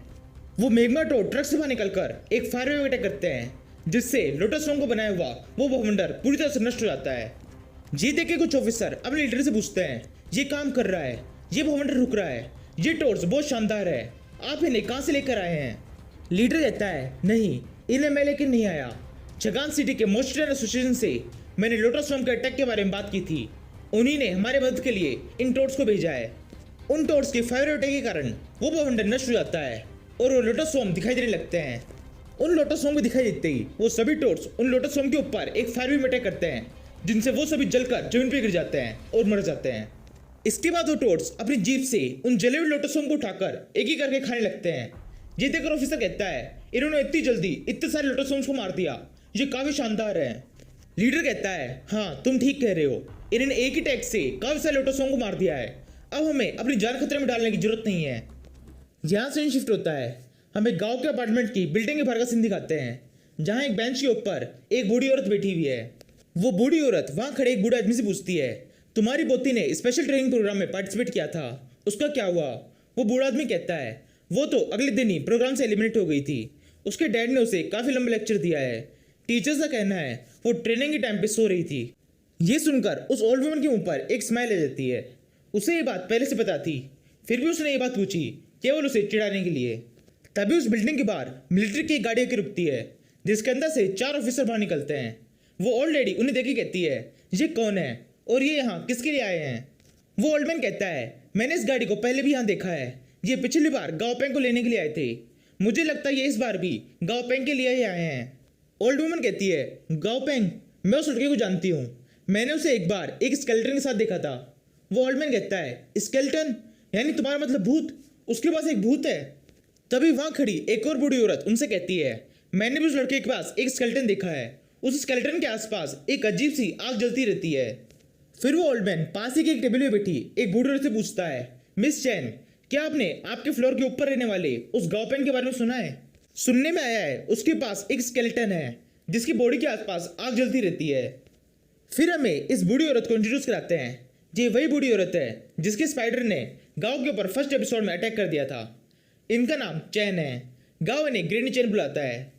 ग्रेनी चैन उस ओल्ड मैन से कहती है वो स्केलेटन नहीं, वो एक ऐप है, वो दिखने में डरावना है लेकिन काफी क्यूट है और उसकी बॉडी के आसपास आग नहीं जलती, वो दिखने में ही ऐसा है। ऐसे ही उन चारों बूढ़े लोगों में बातें चलती रहती है। फिर हमें गांव के अपार्टमेंट के बाहर का सीन दिखाते हैं। गांव अपने अपार्टमेंट के बाहर है, वो चारों ऑफिसर भी गांव के सामने खड़े हैं। वो ऑफिसर गांव को एक बॉक्स देते हुए कहते हैं आपने हमारी काफी मदद की है, आपने टोर्स को इवॉल्व करके उस फाइट के अंदर हमें जिता दिया, इसलिए हम आपको ये अवार्ड देना चाहते हैं। इस बॉक्स के अंदर लीडर लेवल का क्रिस्टल कोर है जो इलेक्ट्रिक मॉन्स्टर को इवॉल्व करने के काम आता है। गांव उस बॉक्स को लेते हुए कहता है आपका बहुत बहुत शुक्रिया। वो ऑफिसर कहता है इस प्रोजेक्ट के अंदर जितने भी ऑफिसर्स की जान गई और आपने जितने भी ऑफिसर्स की जान बचाई, उन सब की तरफ से मैं आपको सल्यूट करता हूँ। फिर वो सभी ऑफिसर्स गांव को सल्यूट मारते हैं और वहां से चले जाते हैं। गांव ने जाते हुए खिड़की से देख रहा है। फिर गांव अपने अपार्टमेंट के अंदर आ जाता है और डाजी से कहता है तुम्हें इवॉल्व करने का सबसे मेन और सबसे महंगा इंग्रेडिएंट मुझे मिल गया है, अब मैं तुम्हें इवॉल्व कर सकता हूँ। ये कर गांव अपने किचन में जाकर कुछ अजीब से सूप जैसा कुछ बनाने लगता है और उसके बनने के बाद उसे एक प्याले में डालकर डाजी को देते हुए कहता है डाजी इसे पी लो। गांव की बात मानकर डाजी उस सूप को पी लेता है। उस सूप को पीने के बाद डाजी की बॉडी से बहुत ज्यादा इलेक्ट्रिसिटी निकलने लगती है जिसे वो खुद भी संभाल नहीं पाता। इससे उसकी खुद की बॉडी जल जाती है और वो बेहोश होकर जमीन पर गिर जाता है। डाजी की सहला देखकर डम्बी को उसकी बहुत ज्यादा चिंता होती है। वो डाजी के पास आकर उसके सर को हिलाने लगता है जैसे वो उसे उठाने की कोशिश कर रहा हो। गांव डब्बी के कंधे पर हाथ रखते हुए कहता है शांत हो जाओ, डाजी बिल्कुल ठीक है, बस तुम उसे थोड़ी देर अकेला छोड़ दो, वो थोड़ी देर में जाग जाएगा। ये सुनकर डम्बी दूसरी तरफ मुंह कर चुपचाप बैठ जाता है। फिर गांव सिली से कहता है, सिली इधर आओ। सिली गांव की तरफ देखती है, फिर उसे इग्नोर करके दूसरी तरफ देखने लगती है। फिर गांव फ्रिज में से एक जूस की बोतल निकालता है और सिली से कहता है, सिली देखो मेरे पास क्या है। सिली जैसे ही उस जूस की बोतल को देखती है, वो तुरंत भाग के गांव के पास आ जाती है। ये देखकर गांव कहता है, तीनों की तीनों बिल्कुल भुक्कड़ है, खाने के पीछे पागल। फिर गांव अपने अंगूठे पर एक छोटा छेद करके उसे सिली के टच करके उसके साथ कनेक्शन बनाने की कोशिश करता है। गांव की ये कोशिश कामयाब हो जाती है, कनेक्शन बनना शुरू हो जाता है। गांव की आंखें बंद है, तभी उसे अपनी आंखों के आगे एक अजीब सा दृश्य दिखाई देता है, जिसके अंदर वो एक अजीब सी जगह पर है और उसके सामने एक सफेद सा गोला घूम रहा है। गांव ने ये सब पहले भी देखा है, उसने डाजी के साथ भी ऐसे कनेक्शन बनाया था। इस समय सफेद गोला सिली का माइंड है। गांव सफेद गोले पर टच करके कहता है, मैं तुम्हारे साथ कनेक्शन बनाना चाहता हूँ, बदले में मैं तुम्हें बहुत ज्यादा पावरफुल बना दूंगा। वो सफेद गोला यानी सिली का माइंड कहता है, मुझे पावरफुल नहीं बनना, मुझे केवल जूस चाहिए। गांव अजीब सा मुंह बनाते हुए कहता है, ठीक है मैं तुम्हें बहुत सारा जूस दूंगा। ये सुनकर सिली का माइंड भी कनेक्शन बनाने के लिए मान जाता है और गांव और सिली के बीच कनेक्शन बन जाता है। यहाँ सीन शिफ्ट होता है, हमें अगली सुबह एक लड़के को सोते हुए दिखाते हैं। तभी उसे सोते हुए किसी की आवाज सुनाई देती है। कोई कह रहा है, जिंग सुबह हो गई है, नाश्ते का समय हो गया है। ये सुनते ही जिंग जल्दी से अपनी आँख खोल के देखता है। वहाँ सामने एक तोता बैठा हुआ है जो लगातार इस बात को दोहरा रहा है। वो कह रहा है, जिंग सुबह हो गई है, नाश्ते का समय हो गया है। उस तोते को देखकर जिंग कहता है, अब मेरे पास केवल तुम ही बचे हो, अंकल भी मुझे छोड़ के चले गए, अब मैं पूरी तरह से अकेला हो गया हूँ। जब मेरी बेटे की डेथ हुई तब तो मैं सदमे में चला गया था। अंकल ने मेरा पूरा ध्यान रखा, उन्होंने मेरे खाने पीने की और मेरी पूरी देखभाल करी। उनकी उस देखभाल के कारण ही मैं ठीक हो पाया, और जब मैं उनकी केयर करने लायक हुआ तब तक उनकी डेथ हो गई। वो मुझे छोड़ के चले गए, मैं उनके लिए कुछ भी नहीं कर पाया। मुझे उनकी बहुत ज़्यादा याद आती है। अब मुझे नहीं पता है किस तरह से जीना है, अब तो मैं जीना ही नहीं चाहता।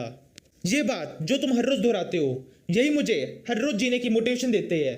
अंकल भी मुझे हर रोज़ इस तरह सुबह के समय उठाने के लिए आते थे, वो मुझे नाश्ता देने के लिए सुबह आते थे। मेरे साथ होने का शुक्रिया, लेकिन अंकल मेरा इंतजार कर रहे हैं, मुझे उनके पास जाना होगा। तभी इनको अपने अंकल की आवाज़ सुनाई देती है। वो कह रहे हैं, जिंग मैं तुमसे मिलने आया हूँ। जिंग को असल में अपने अंकल की सोल दिखाई दे रही है। जिंग के अंकल जिंग का हाथ पकड़ के उससे कह रहे हैं, जिंग मैं यहाँ तुमसे मिलने आया हूँ। जिस दिन को रिंग जोरों से रोने लगता है, उसकी आंखों से आंसू बह रहे हैं। वो कहता है, अंकल आप आ गए। जिंग के अंकल जिंग से कहते हैं, मैं यहाँ तुम्हें लेने आया हूँ, अब हम साथ रहेंगे। जिंग कहता है, हाँ हम साथ रहेंगे। फिर हमें पता चलता है ये जिंग एक लड़का नहीं, एक बूढ़ी औरत है जिसका नाम ग्रैनी चेन है। उसके अंकल उसे प्यार से जिंग बुलाते थे। फिर हम देखते हैं ग्रैनी चेन की डेथ हो चुकी है। उनके हाथ के पास में वो अजीब सा तोता है।